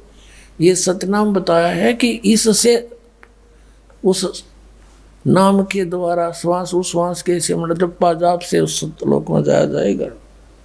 मन राजा खेलन चला रंग होरी हो, तिरबेणी के तीर राम रंग होरी हो। मन राजा खेलन चला रंग होरी हो, पर पटन की सैल राम रंग होरी हो, पावन टके पपील के रंग होरी हो, ये पंडित लादे बैल राम रंग होरी हो, जावा महल कबीर का रंग होरी हो, राई ना ठहराव राम रंग होरी हो। चार वेद पंडित पढ़ा रंग होरी हो, ये 52 अक्षर लेख राम रंग होरी हो, वो अक्षर याम नहीं रंग होरी हो, वो रहे सतलोक में राम राम रंग होरी हो। इसमें क्या बताया है कि इन तुम चारों वेदों में वो मंत्र नहीं है जिससे परमात्मा मिले। कबीर साहब कहते हैं वेद हमारा भेद है, मैं ना वेदन के माही, और जौन वेद से मैं मिलूँ ये वेद जानते नहीं। वो वेद कौन सा है? सूक्ष्म वेद, उसमें परमात्मा के पाने का विधान सतनाम लिखा है क्लियर। इन वेदों में वो सतनाम नहीं है। परमात्मा कहते हैं सो हम शब्द हम जग में लाए, और सार शब्द हमने फिर भी गुप्त छिपाए। कागज कलम कलेस है रंग होरी हो, वहाँ शाही का नहीं काम राम रंग होरी हो, तारंग मंत्र ली जिए रंग होरी हो। तारंग मंत्र पार करने वाला मंत्र ले ले, कौन सा? तारंग मंत्र ली जियो रंग होरी हो, यो सतनाम का नाद राम रंग होरी हो। वो सुकृत नाम उचार है रंग होरी हो, वो लीला अगम अगाध राम रंग होरी हो। सोहम ऊपर और है रंग होरी हो, सत सुकृत एक नाम राम रंग होरी हो। कहते हैं सोहम से ऊपर भी एक और नाम है जिससे मोक्ष होगा। ओम सोहम मध्य है रंग होरी हो, वो मूल मंत्र पावे राम रंग हरि हो। कहते इन मंत्रों से भी अलग वो एक और सार नाम है, मूल मंत्र है, वो नहीं मिलाते, ये भी यूजलेस है। ओम आनंदी लहर है रंग होरी हो, ये सोहम मुक्ता संद राम रंग होरी हो। अपनात्मा ये है सूक्ष्म वेद, जो इस चारों वेदों से भी जटिल ज्ञान है। हर सिंपल लैंग्वेज में ज्ञान का और लैंग्वेज का कोई मेल नहीं होता। वही ज्ञान किसी भी लैंग्वेज में हो, पर उस ज्ञान के का जानकार तत्वदर्शी संत हो, वो सब साफ कर देता है, समझ लेता है। यहाँ कहा है कि जो ओम मंत्र है, जैसे श्रीमद् भगवद गीता अध्याय नंबर 8 के श्लोक 13 में गीता ज्ञानदाता कहता है कि अर्जुन ओम इति एकाक्षरम ब्रह्म व्यवहारण मामनुसमन्वय पर्याति तजन देहम सयाति परमाम गतिम। मुझ ब्रह्म का केवल एक अक्षर ओम है, नथिंग एल्स। और जो इसका अंतिम सांस तक सिमरन करता हुआ शरीर छोड़कर जाता है तो परम गति को प्राप्त होता है। कौन सी परम गति? जो ओम से होने वाली परम गति है। ओम से कौन सी परम गति होगी? ब्रह्मलोक प्राप्ति होगा। ये ब्रह्म का जाप है। और ब्रह्मलोक में गए हुए प्राणी भी पुनर्वर्ती में है, जन्म मृत्यु होता है, ये पूर्ण मोक्ष नहीं होता। फिर ये कहता है कि तू सर्वभाव से 18वें अध्याय के 62वें श्लोक में कि तू सर्वभाव से उस परमेश्वर की शरण में जा, उसकी कृपा से परम शांति को, सनातन परम धाम को प्राप्त होगा। अपने विषय में कहता अर्जुन तेरे और मेरे बहुत जन्म हो चुके, तू नहीं जानता मैं जानता हूँ। चौथे अध्याय के 5वें और 9वें श्लोक में, गीता जी अध्याय नंबर 2 के 12 में, गीता अध्याय नंबर 10 के 2 में। और फिर 15वें अध्याय के 1 से 4 का निष्कर्ष है कि उल्टे लटके हुए संसार रूपी वृक्ष है ये, इसके सभी विभाग जो बता देगा वो तत्वदर्शी संत है। उसके पश्चात परमेश्वर के उस परम पद की खोज करनी चाहिए, जहाँ जाने के बाद साधक फिर लौटकर कभी संसार में नहीं आते, उनका पूर्ण मोक्ष हो जाता है। फिर बताया है गीता जी अध्याय नंबर 17 के श्लोक नंबर 23 में उस परमेश्वर के पाने का, सच्चिदानंद घन ब्रह्म के पाने का मंत्र बताया है, ओम तत्सत इति निर्देश ब्रह्मण त्रिविध समर्थ। ब्रह्मण माने सच्चिदानंद घन ब्रह्म, सच्चिदानंद घन ब्रह्म यानी परम अक्षर ब्रह्म। 7वें अध्याय के 29वें श्लोक में गीता ज्ञानदाता कहता है कि अर्जुन उस तत्परम से परिचित, सारे अध्यात्म ज्ञान से परिचित, सब कर्मों से परिचित प्राणी साधक केवल जरा और मरण से छूटने का ही प्रयत्न करता है। वो यहाँ की किसी वस्तु की इच्छा नहीं रखता। 8वें अध्याय के प्रथम मंत्र में गीता ज्ञान दाता से अर्जुन ने प्रश्न किया, फिर किम तत्परम पुरुषोत्तम, कि हे कृष्ण वो कौन है फिर तत्परम बता मेरे को। 8वें अध्याय के 3 श्लोक में गीता जी में कहा कि वो परम अक्षर ब्रह्म है। गीता अध्याय नंबर 15 के श्लोक नंबर 16 और 17 में 3 पुरुष बताए, एक सरपुरुष एक अक्षर पुरुष। 15वें अध्याय के 16वें श्लोक में 2 पुरुष, सरपुरुष अक्षर पुरुष, ये दोनों नाशवान, इनके अंतर्गत जितने प्राणी वो भी नाशवान। जीवात्मा किसी की नहीं मरती, ये तो अंडरस्टूड है। फिर 15वें अध्याय के 17वें श्लोक में स्पष्ट किया है कि उत्तम पुरुष है तू अन्य, और परमात्मा थी उदारते, ये लोग तेरे आवेश से विवर्ती अवय ईश्वर है। वो परम अक्षर ब्रह्म है तीसरा, सरपुरुष अक्षर पुरुष तो 16वें श्लोक में, और उत्तम पुरुष इन 16वें श्लोक में वर्णित दोनों सरपुरुष और अक्षर पुरुष से कोई और है, वो परम अक्षर, वो उत्तम पुरुष वो है परम अक्षर ब्रह्म, जो 8वें अध्याय के 3 श्लोक में जिसके विषय कहा, और वही परमात्मा कहलाता है। वही तीनों लोकों में प्रवेश करके सबका धारण पोषण करता है, वो है अविनाशी परमात्मा परमेश्वर। तो गीता जी अध्याय नंबर 17 के श्लोक नंबर 23 में इन 3 पुरुषों का मंत्र न्यारा न्यारा बताया। अपनात्मा हमने जैसे जल पाना है, जल पाना है, हम पूजा जल की कर रहे हैं, वो कैसे मिले, कौन से औजार हैं जो जल प्राप्त हो। जमीन में जल है तो हैंडपंप लगाने का सारा जो इंस्ट्रूमेंट है वो सारे लाने पड़ेंगे, और फिर वो कोई पूजा नहीं कर रहे हमें, वो तो हम पूज्य वस्तु को पाने के लिए मेहनत कर रहे हैं, मजदूरी साधना कर रहे हैं। तो उस परम अक्षर ब्रह्म को यानी सच्चिदानंद घन ब्रह्म के पाने का ओम तत् सत यानी उस सतलोक में जाने का, उस परम पद में, परमेश्वर के उस परम पद में जाने का, जहाँ जाने के बाद फिर कभी लौटकर संसार में नहीं आते, वो ये साधन है, ये साधना है। ये ओम तत्सत कोई पूजा नहीं या मजदूरी है उस जल के पाने के लिए। ओम ब्रह्म का, सरपुरुष का, इस ओम नाम के जाप से 18वें अध्याय के 66वें श्लोक में ये ब्रह्म गीता ज्ञानदाता श्री कृष्ण में प्रवेश करके बोल रहा है। ये कहता कि सर्वधर्मान परित्यज्यमाम एकम शरणम व्रज, मेरे सतर की जो पूजाएं हैं ब्रह्म सतर की, उनको मुझे छोड़ दे, और उस एकम माने उस सर्वशक्तिमान जिसका बराबर दूसरा नहीं है उसके पास जा, फिर मैं तुझे सब पापों को छोड़ दूंगा, मुक्त कर दूंगा, तू चिंता ना करे। अब हमने किसी का कर्जा ले रखा है, कर्जा उतरा नहीं तो उसने मजदूर बना लिए, और हमारा किसी अच्छे साहूकार से जो है ना मेल हो गया और उसने उसका कर्जा दे दिया, ले भाई छोड़ इसको, मैं ले जाता हूँ, वहाँ मजदूरी करें, तेरे वहाँ बैठा दिया पंखे के तले नीचे कलम दिवा के, ले बेटा कराड़ा बढ़िया नौकरी दोगुना दूंगा तनख्वाह तुझे, तो वो आप पे छोड़ देगा, फिर मजदूरी नहीं कराएगा, उसका पैसा मिला।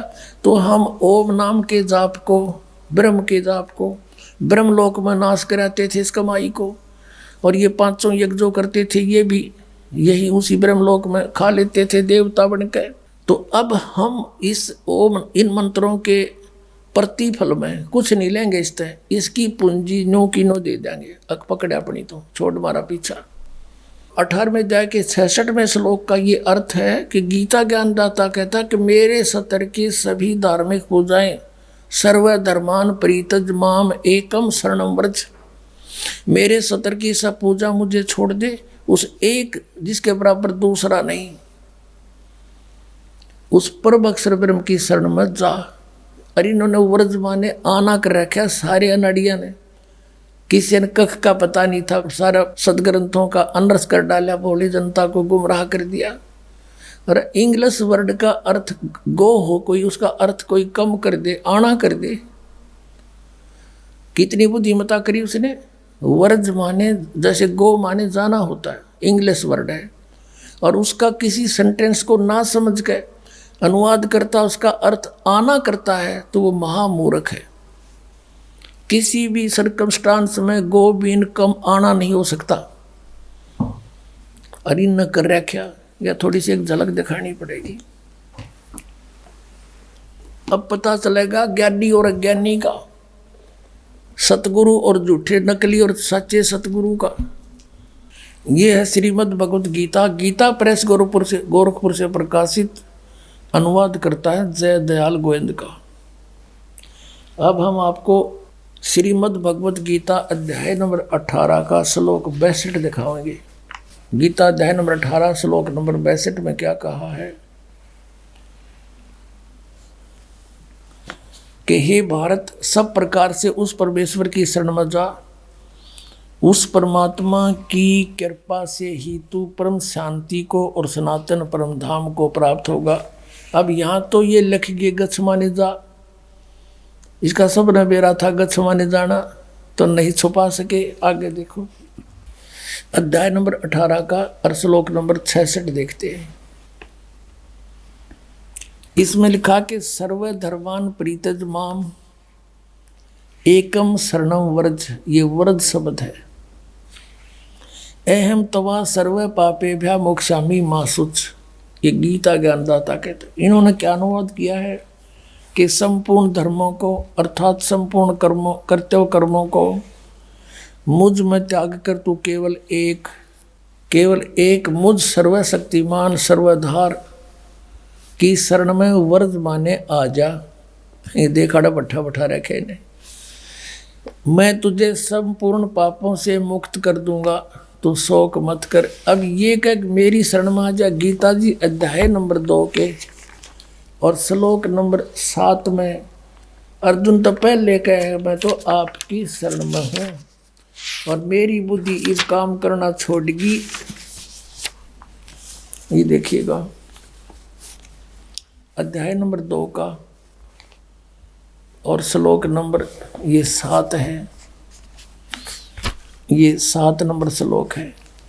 इसमें कहा है कि कायरता रूप दोष से अपहत हुआ स्वभाव वाला धर्म के विषय में मोहित चित्त हुआ मैं आपसे पूछता हूँ, जो साधन निश्चित कल्याणकारक हो वह मेरे लिए कहिए, क्योंकि मैं आपका शिष्य हूँ, इसलिए आपके शरण हूँ, मुझको शिक्षा दीजिए। अब ये कहे कि तू मेरी शरण में आ जा तो नहीं जची बात। अर्जुन तो पहले कहे मैं तो आपकी शरण हूँ, आपका शिष्य हूँ, मेरी बुद्धि काम नहीं करती, मेरे कल्याण में जो उचित हो वो बता दे। अब यहाँ फिर न्यू कहे कि मेरी शरण में आ जा, यानी जची। और 18वें अध्याय के 62वें श्लोक में सपट कहा है कि उसकी शरण में जा। अब कोई ये कहता है इनसे कि वो भगवान श्री कृष्ण किसकी शरण में जाने को कहता है, कहता अपनी शरण में कह रहा है। इन नोटकलबाजी मार रखी थी। अब ये आपने देखा गीता प्रेस गोरखपुर से प्रकाशित पुस्तक जिसमें व्रज माने आना लिख रखा है, जबकि व्रज माने जाना होता है। आपको शब्द कोश दिखाता हूँ, संस्कृत हिंदी कोश। ये कौन है, इसका संग्रह करता वामन शिवराम आपटे, और ये यहाँ से छपा है मोतीलाल बनारसी दास पब्लिशर्स प्राइवेट लिमिटेड दिल्ली से। इसमें दिखाते हैं आपको ये देखिएगा वर्ज, यहाँ पर है वर्ज। वर्ज माने जाना, चलना, प्रगति करना, विदा होना।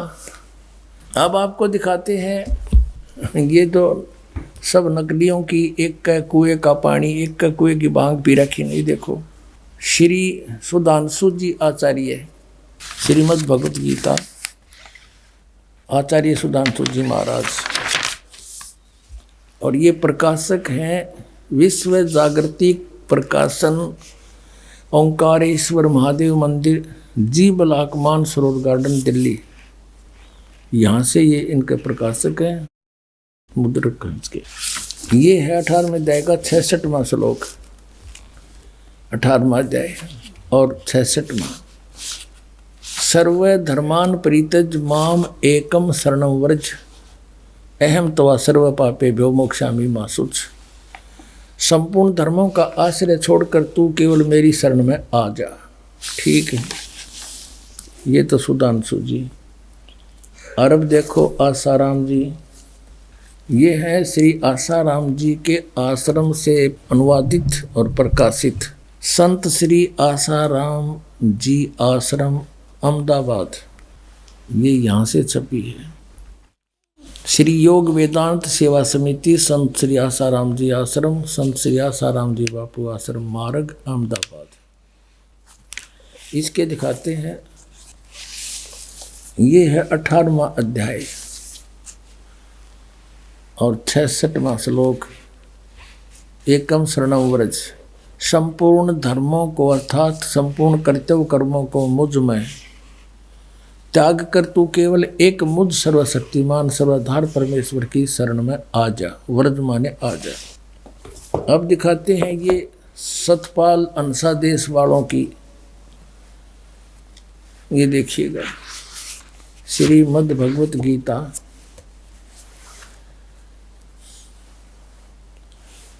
अनुवादक हैं ब्रह्मलीन महात्मा सत्यानंद, महात्मा सर्वज्ञानानंद आदि, संपादक अंसादेश, प्रकाशक मानव उत्थान सेवा समिति 2/12 पंजाबी विभाग, नई दिल्ली से। ये इनके मुद्रक हैं Rajeshwari photo states private limited, Delhi. और इनका देखना, इन्हें तो कति इकट्ठा है काम कर रखा है, 3-3, 4-4 इकट्ठे के सीट रखे। ये तो सिर्फ अपनी पुस्तकें बनाकर बेचना ही उद्देश्य रखते थे। ये देखिएगा, ये है अष्टदशो अध्याय, 18वां अध्याय। और यहाँ पर है सर्व धर्मान परित्यज माम एकम शरणं व्रज, अहम तवा सर्व पापेभ्यो मोक्षामि मा शुच। ये 3-4 का इकट्ठा इन्होंने अनुवाद कर रखा है। ये देखना अगले पृष्ठ पे, इसमें लिखा है कि सर्व धर्मों के कर्मों को छोड़कर केवल मेरी शरण में आ जा। ठीक, अपने आत्माओं, एक और कमाल दिखाऊंगा आपने। इन शर्म भी ना आई। ऊपर तो लिख रहे हैं व्रज माने जाना, मीनिंग मत सही लिख रहे हैं, और अनुवाद में फिर घुमाना। देखो देखो कमाल की बात, चौड़े में झूठ बोल रखी ने। ये है श्रीमद् भगवत गीता यथारूप, और कहाँ से छपी है? कृष्ण कृपा मूर्ति, श्रीमद् एसी भक्ति वेदांत स्वामी प्रभुपाद, संस्थापक आचार्य अंतर्राष्ट्रीय कृष्ण भगवान अमृत संघ। एस्कॉन वाले बोल रहे हैं, एस्कॉन वाले। और इन्होंने लिखा है कि विश्व में सबसे अधिक इस संस्था की पुस्तक बिकती हैं। यह देखना, ये आपको सुना दिया। द्वारा किसके द्वारा अनुवादित है? कृष्ण कृपा श्री मूर्ति, श्रीमद् एसी भक्ति वेदांत स्वामी प्रभुपाद, संस्थापक आचार्य अंतर्राष्ट्रीय कृष्ण भगवान अमृत संघ। और यहाँ से ये और छपी है, ये भक्ति वेदांत बुक ट्रस्ट। ये बड़े दूसरे देशों में भी, Los Angeles, London, Stockholm, Sydney, Hong Kong, Mumbai. अब हम अपने मतलब का काम देखेंगे। ये है 18वां अध्याय, 18वां अध्याय और श्लोक नंबर 66। ये यहाँ से शुरू होता है। सर्वधर्मान परित्यज माम एकम शरणं व्रज अहम तवा सर्व पापे भ्यो मोक्षामि मा शुच। इसका अनुवाद किया है यहाँ पर, हर देख कमाल कर रखे इन्होंने। ये है शब्दों के अर्थ। सर्वधर्मान समस्त प्रकार के धर्म, परित्यज माने त्याग कर, परित्यज्य माने त्याग कर, माम माने मेरी, एकम माने एक मात्र, शरणम माने शरण में, व्रज माने जाओ। ठीक है, या तो बिल्कुल सही लिखा है इन्होंने, बुद्धिमत्ता दिखाई।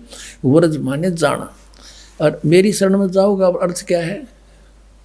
अब यहाँ देखना, ये अनुवाद है इनका, समस्त प्रकार के धर्मों का परित्याग करो और मेरी शरण में आओ। अरे वाह शेरो, या तो जाना और यहाँ घुमाना। अरे वाह बुद्धिमानो, ताला पाड़ दिया। अब देखो नक्की से डले डवा रखे जनता पे भगवान, या इसी मोटी पुस्तक बना रखे गीता जी, एवढे गीता या अरे 1 घंटे का प्रवचन, इसके सारा निर्णय हो जाता। दास आपके समक्ष कर रूबरू। इन अड़ंगे को छुपाने के लिए अपने ज्ञान को किसी मोटी पुस्तक की बना रखी, साधक संजीवनी। और इस 18वें जाए के 66वें श्लोक को एक सीधा अर्थ जाना, इसका ना समझ माने से इसको उल्ट सुड अड़गम सड़गम कर इसके को 12 पृष्ठ पर रखे अपने अज्ञान को और ज्ञान बनाने के लिए। बता, गोबर का हलवा बन सके कभी? इन तो अड़ंगा कर दिया। ऐसे बढ़िया सदग्रंथ का इन्होंने अड़ंगा कर डाला, अनरच करके देखिएगा। ये है साधक संजीवनी। ये किसके द्वारा है? श्री राम सुखदास। श्री राम सुखदास है इसके अनुवाद करता, जो बड़े महापुरुष माने जाते हैं। और देखना, स्वामी राम सुखदास से इसके अनुवादक हैं। और कहाँ से छपी है? गीता प्रेस गोरखपुर, ये यहाँ से छपी है। अब इसके आते हैं उसी स्थान पर, ये देखिएगा। हे भगवान, कबीर ये माया अटपटी सब गट आनड़ी, किस किस न समझाऊं या कुआ भांग पड़ी। 18वें अध्याय का 66वां श्लोक यहाँ से है। क्या लिखा है? सर्वधर्मान परित्यज माम एकम शरणं व्रज अहम तवा सर्व पाप्यो भो मोक्षामि मा शुच। यहाँ देखिएगा, संपूर्ण धर्मों का आश्रय छोड़कर तू केवल मेरी शरण में व्रज माने आ जा। वाह जी वाह। अब देखो, ये है 1200 पृष्ठ से शुरू किया इन्होंने। इस व्रज माने जाने को आना, अड़ंगा करने के लिए यहाँ से शुरू करी थी बकवाद इसने। देखकर कितने छोटे छोटे अक्षर हैं, अखबार के से, समाचार पत्र जैसे, और कितनी बढ़िया पुस्तक देखिए। मेरी एक गिट भी छोटी रह जाए, ये देखो। और फिर भी 2 इंच बच गई। और चौड़ाई देखो, ये देखो, तेरा गजब, वो तेरा भला, ये भगवान यहाँ आकर टके हैं। देख, 1200 से शुरू किया इन्होंने अड़ंगा अड़ा करना। बता, और फिर यहाँ आके ये 1217 पर 17 पृष्ठ, उत्तरा गजब हुई, 1217 पे यहाँ तक ये चल रहा है। 18वें अध्याय का 66वां श्लोक। यशोदा मैया दाऊद जी कहते हैं। ये बता, इसका क्या लिंक था आने और जाने में? यशोदा मैया कितना है इसमें? मूर्ख बना रहे, ये मारे बना गए यशोदा मैया। सारे भूत बनवा दिए मारे। अब गीता जी में कहीं भी नहीं लिखा हरे राम कृष्ण कृष्ण हरे हरे राधे राधे श्याम मिला दे। है ये कोई मंत्र? ये कहाँ से लाया? ये शास्त्र विदिता का मनमाना आचरण है। और गीता जी अध्याय नंबर 16 के श्लोक 23 में कहा कि शास्त्र विधि को त्याग कर जो मनमाना आचरण करते हैं उनको ना तो सुख हो, ना उनकी गति हो, ना कोई सिद्धि प्राप्त हो, यूजलेस। फिर कहा कि अर्जुन, इससे तेरे लिए कर्तव्य की अवस्था में सदग्रंथ ही प्रमाण है, उनसे बाहर कोई भी मंत्र जाप मत कर लिए, ना तो बिरान माटी हो जाएगी। और ये सारे इस्तेबार करा, आउट ऑफ सिलेबस पढ़ा रहे हमारे को। एक और दिखाते हैं, बहुत बड़े विद्वान माने जाते थे डॉक्टर सर्वपल्ली राधा कृष्णन, कहते इस जैसा विद्वान तो धरती पर नहीं हुआ। ये देखो, ये है इसके राइटर, अनुवाद करता। ये हिंदी पॉकेट बुक से छपी है। विश्व विख्यात दार्शनिक डॉक्टर सर्वपल्ली राधाकृष्णन के अंतर्राष्ट्रीय ख्याति प्राप्त गौरव ग्रंथ। अब इस गौरव ग्रंथ में देखेंगे, ये देखो सर्व, ये 66वां श्लोक 18वें अध्याय का, सर्वधर्मान परित्यज माम एकम शरणं व्रज। सब कर्तव्यों को छोड़कर तू केवल मेरी शरण में आ जा। ये देख लो विश्व विख्यात विद्वान। एक और दिखाता हूँ आपको, एक नया इंजीनियर पाक क्या था इस गीता के अनुवाद में। ये आर्य समाज के धुरंधर विद्वान जो महर्षि दयानंद के विचारों से प्रभावित होकर और इन की सा नाश करा। देख, यह एक पुस्तक है, ये है गीता वैदिक भगवत गीता भाष्यम विवरणोपेतम। भाष्यकार हैं श्री स्वामी आत्मानंद जी सरस्वती, प्रकाशक हरियाणा साहित्य संस्थान, गुरुकुल झज्जर, जिला झज्जर। और ये इनका आचार्य प्रिंटिंग प्रेस, दानंद मठ, रोहतक से छपी है। अब इसने किसा नाश कर रखा है, दिखाऊं। इसने क्या लिखा है प्राकथन में, गए पृष्ठ पे क्या लिखा है देखिएगा, ताड़ा पाठा। कई चतुर शिल्पी ही इस तह को मूल रत्न में से एक अणु को नष्ट किए बिना दूर कर सकता है। अब तक जिस शिल्पी ने इसका मार्जन करना चाहा, इसे शान पर चढ़ाना चाहा, वह प्राय इस रत्न के उद्गम स्थान अनेक हीरक रत्नों की महान खान महाभारत का अवलोकन किए बिना ही इसे शान पर चढ़ा देता था। जिससे इस रत्न में कुछ न कुछ खनिज मिल भी रह ही जाता था, मल भी रह जाता था।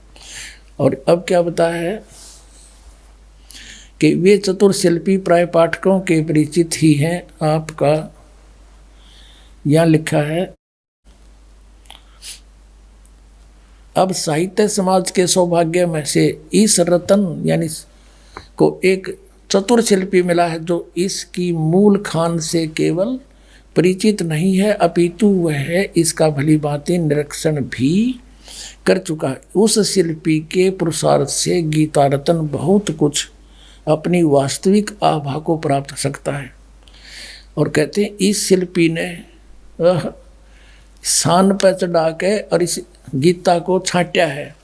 यानी एक शान हो से जैसे लोहार करा करें, उस पर कोई पिना करें लोहे की घूमती हुई फिर किसी होती है, उसने घिसा के और उसका कोई औजार बनाते हैं। ये इन्हों का है कि इस आत्मानंद आर्य समाजी आचार्य ने गीता को सही काट छाट कर सही रत्न काट दिया। इसने 700 श्लोकों में से 200 श्लोक सेलेक्ट किए हैं। न्यू कहे ये 200 श्लोक हैं बस ये गीता में, बाकी तो रिजेक्टेड है। ये देखिए इसका अकल कहाँ तक कित रोवांगे सारे की बिजली पड़ रही है इनमें। अब ये क्या बताता है,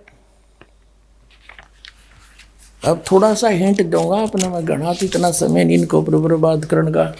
ये क्या बताता है, गीता में प्रक्षेप यानी मिलावट है गीता में। यूनो का है आत्मानंद 9वीं 10वीं 11 और 12 अध्याय ये सारे मिलावट हैं।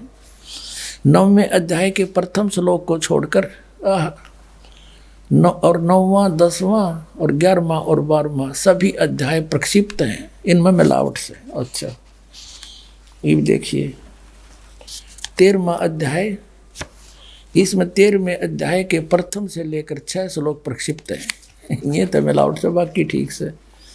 अब चतुर्दश अध्याय का 14वां अध्याय, 14वें अध्याय में 2रा 3रा और 4था श्लोक प्रक्षिप्त हैं, बाकी ठीक है। अच्छा और देखिए इसमें पंचदश अध्याय, इसमें पंचदश अध्याय 15वां अध्याय सारा ही नकली है। वारे शेर, अब इसने काट कर या बना दी पहलवान ने, देख या गीता बना दी। इसने तो इसी मोटी बनाई थी या बालक पर भी ना उठे। यूं चला ठीक करने। इसने बना दिया कॉमिक्स, नौकैया ओके है। एक राजा ने मकान बनाना था, एक मंत्री की ड्यूटी ला दी वजीर की। वजीर ने बहुत बढ़िया कारीगर ढूंढा, खाती कारीगर। उससे कहा भी तो बढ़िया मकान बना दे राजा का, और ओके सामान ला दिए, पैसे की चिंता मत करना, कदे मेरा बड़ा हट मरवा दे। मिस्त्री बोला जी ठीक है। वो लिया बढ़िया अपने लकड़ी सतीर लिया, बढ़िया बढ़िया छाट कर क्या के चंदन के। एक बहुत बढ़िया सतीर लिया था, वुडन बीम, और अच्छा 20 फुट लंबा, 17-18 फुट लंबा, और अच्छा ऐसा मोटा और बहुत सुंदर। और कड़ी वड़ी ले आया, और राज तय लाग गया चुनाई करने। उस कड़ी और सतीर को रखवा के एक और दूसरे मकान में राजा के में। मंत्री ने सोचा भाई राजा का काम है, और कहीं कोई चीज त्रुटि युक्त ना हो, किसी और मिस्त्री ने कारीगर ने और दिखा लूं। पूछा भाई कोई अच्छा सा कारीगर हो, जानकार हो लकड़ी के बारे में। पता चला जी ऐसे ऐसे है, तो उसको बुलाया और कारीगर को, उसको आके देखा भी देखना ये कड़ी लाए हैं, ये सतीर लाए हैं, ओके है कि नहीं। अब उसने सोची जैतने ओके कह दी तो उस कारीगर की महिमा बनी जाएगी। ने बोला जी इस सतीर में तो बहुत नुक्स है, ये तो देख गुणिये में को नहीं, न्यू और न्यू है। अब वजीर ने सोची भाई बात बिगड़ गया तो फिर राजा डांट मारेगा। ने बोला जी इसने गुणिये में कर दे। वो रंदा ले रहा था साथ में, दे गदाए गद, एक एक इंच तार दिया चारों तरफ से। ने बोला जी देख वो चमक गया। और वजीर ने सोचा भाई जमात तो बहुत बढ़िया बन गया भी था। उसने सोची एक और ने दिखा लो, कदे फिर भी चूक रहेगी वो। एक और ढूंढ लिया बढ़िया सा। उसने पूछा भाई यो सतीर ठीक है? बोला ना जी तो कति खराब है, बांगा टेढ़ा है। बोला बा कर ठीक है। अब 2-2 इंच वो उतार गया, दे गदा।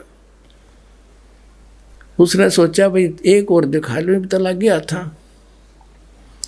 वो तीसरा बुलाया, उसने पूछा बोला जिसमें तो बहुत नुक्स है। बोला बा कर ठीक है। वो भी फंड गया, 2-2 इंच वो उतार गया। कहने का भाव ये है, वह कड़ी बना के धरती सतीर की, उस पिल वुडन बीम की कड़ी बनेगी चारों तरफ से छोल छोल के। अब उस राज ने जो लाया था खरीदवा के सारे सामान अपने हिसाब से, उसने जब छत लेवल पे पहुंच गई दीवार, तब मजदूरों से कहा भाई वो सतीर लाओ पहले उठा के। वो गए सतीर ने, बोला 8-7 जने जाओ। वो 10-12 भेजे मजदूर, वह गए। बोला मंत्री जी सतीर बता। बोला यो खड़ी उधर है भाई। उन्हें एक जना जा उठाए। अब वो कारीगर ने कहा सतीर नहीं लाए तो खाली आने लग रहे। बोला यो ले रहे। अब वो उसका जच्चा क्यों कर सतीर इतना होया करे। वो फिर वहां गया जहाँ पर रखा हुआ था, वहां देखा वो पड़ा बुरा दानेरा, वो छोड़ रहा क्या। फिर मंत्री जी से बात करी, कहने लगे जी उस सतीर का यू किसने के कर दिया। ने बोला रे वाह भाई वाह, तू अच्छा आदमी, मन मरवा हो क्या, ये सारा बिगाड़ रखा था, ओके ओके करवा दिया। तो इस वैदिक की ताले 10 सतीर की कड़ी बना दी, ओके कर दिया यो। निरंजन धन तेरा दरबार, निरंजन धन तेरा, जहाँ पर तनिक ना न्याय विचार, जहाँ पर तनिक। निरंजन धन तेरा दरबार, निरंजन,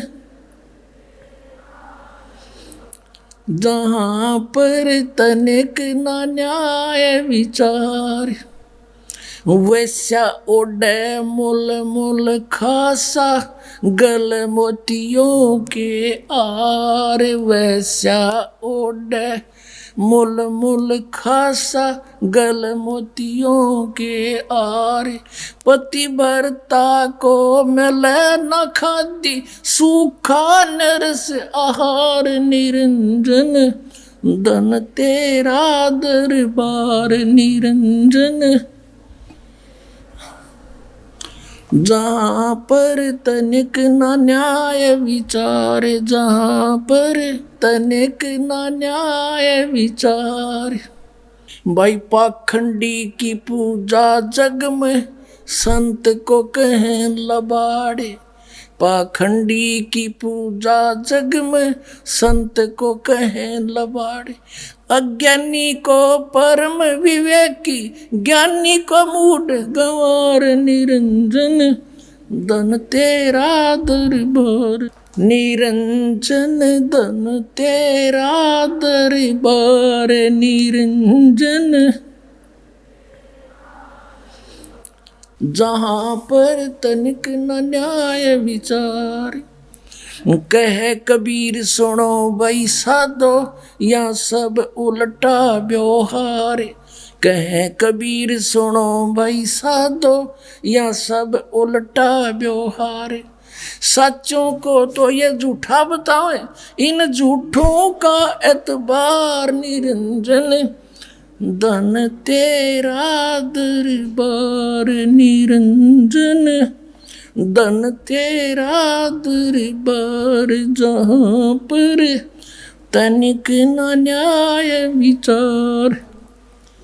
परमात्मा कहा करते देखो रहे, कबीर साहब कहा करते मुझे तो ये अनपढ़ और अशिक्षित और मूर्ख बताते हैं, और इन अज्ञानियों को ये महर्षि कह जिन अनर्थ कर रखे, सदग्रंथों को ना समझ के इनका नाश कर दिया।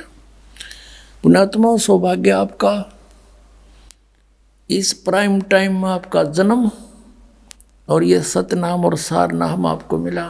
धन आपके माता पिता जिनसे जन्म हुआ। बोलो सतगुरुदेव।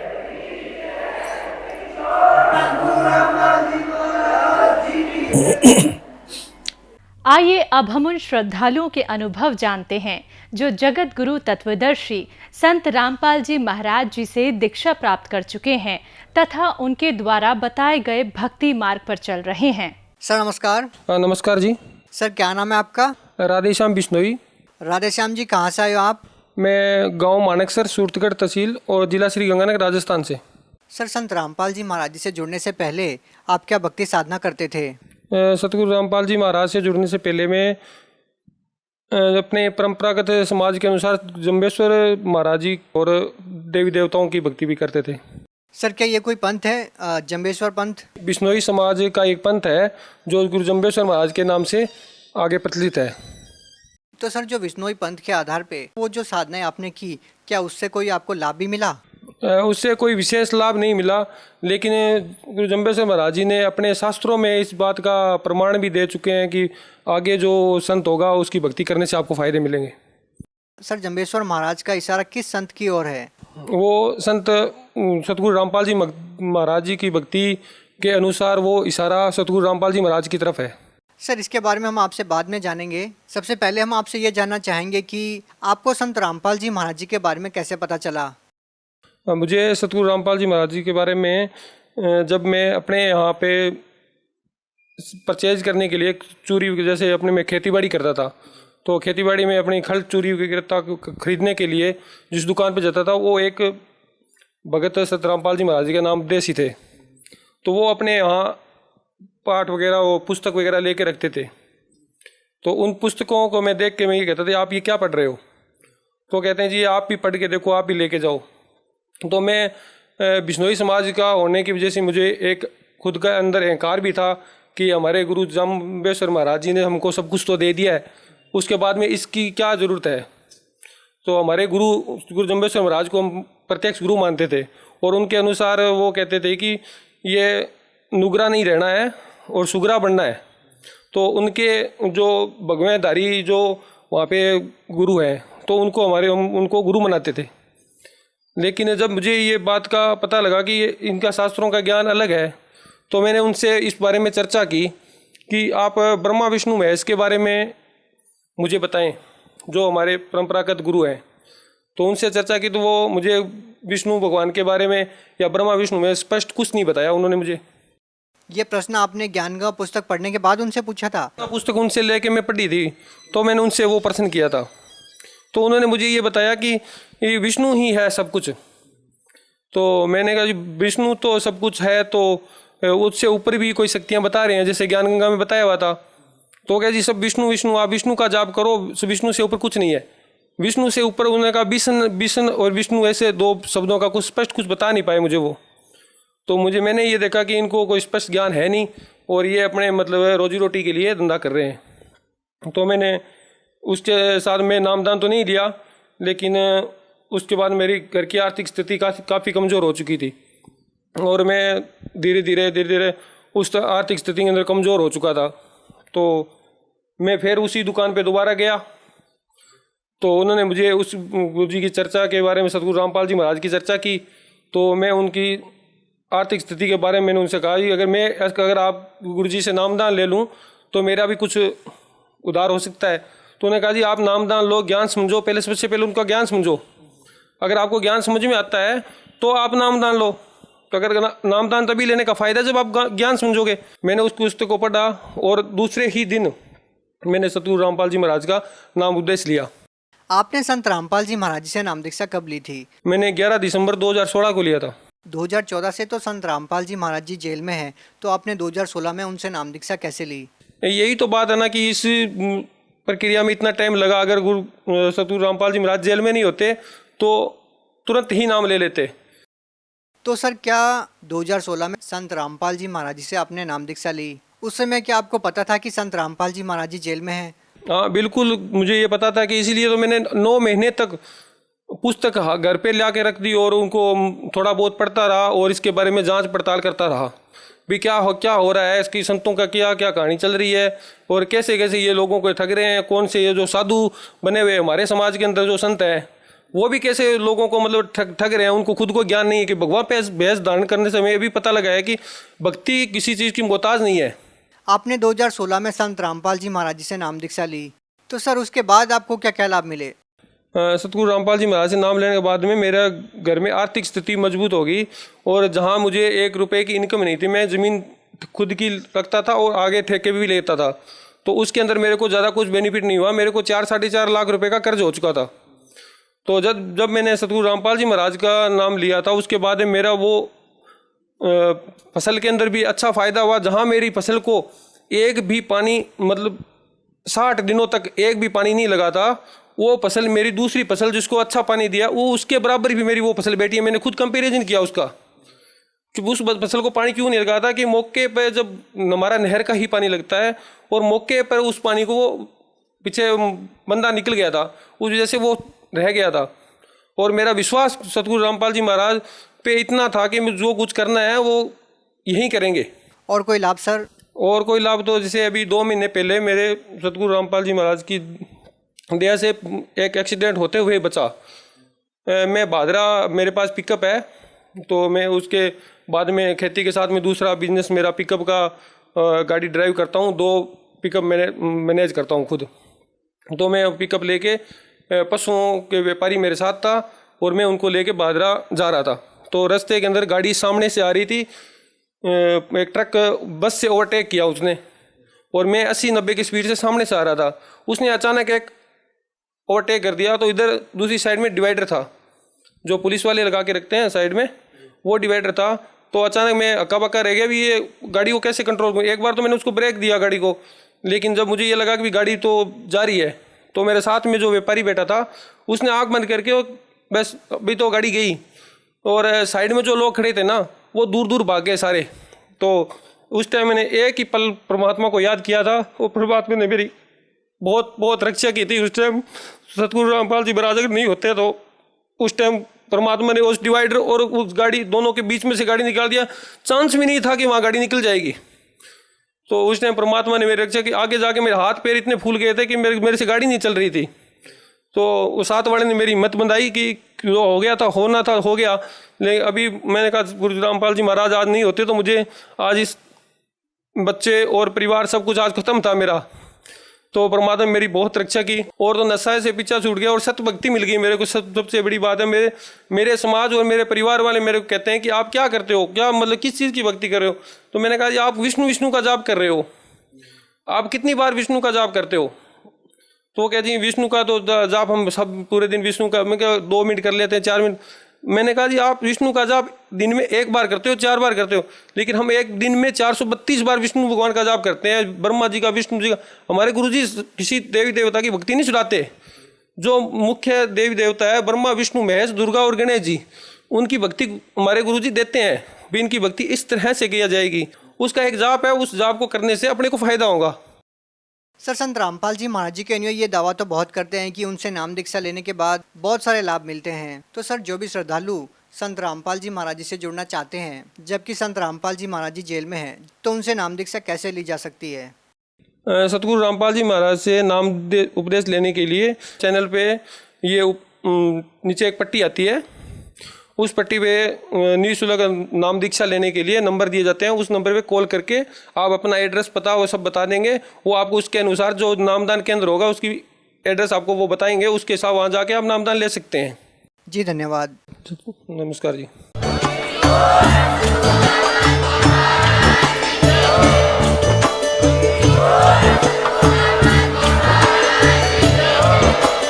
आप सुन रहे थे जगत गुरु तत्वदर्शी संत रामपाल जी महाराज जी के मंगल प्रवचन। अधिक जानकारी के लिए विजिट कीजिए हमारी वेबसाइट www.jagatgururampalji.org। संत रामपाल जी महाराज जी के शुभ आशीर्वाद से पूरे विश्व भर में 500 से भी ज्यादा नाम दीक्षा केंद्र हैं, जिन पर संत रामपाल जी महाराज जी द्वारा ऑनलाइन निःशुल्क नाम दीक्षा दी जा रही है। अपने नजदीकी नाम दीक्षा केंद्र का पता करने के लिए संपर्क करें 8222880541।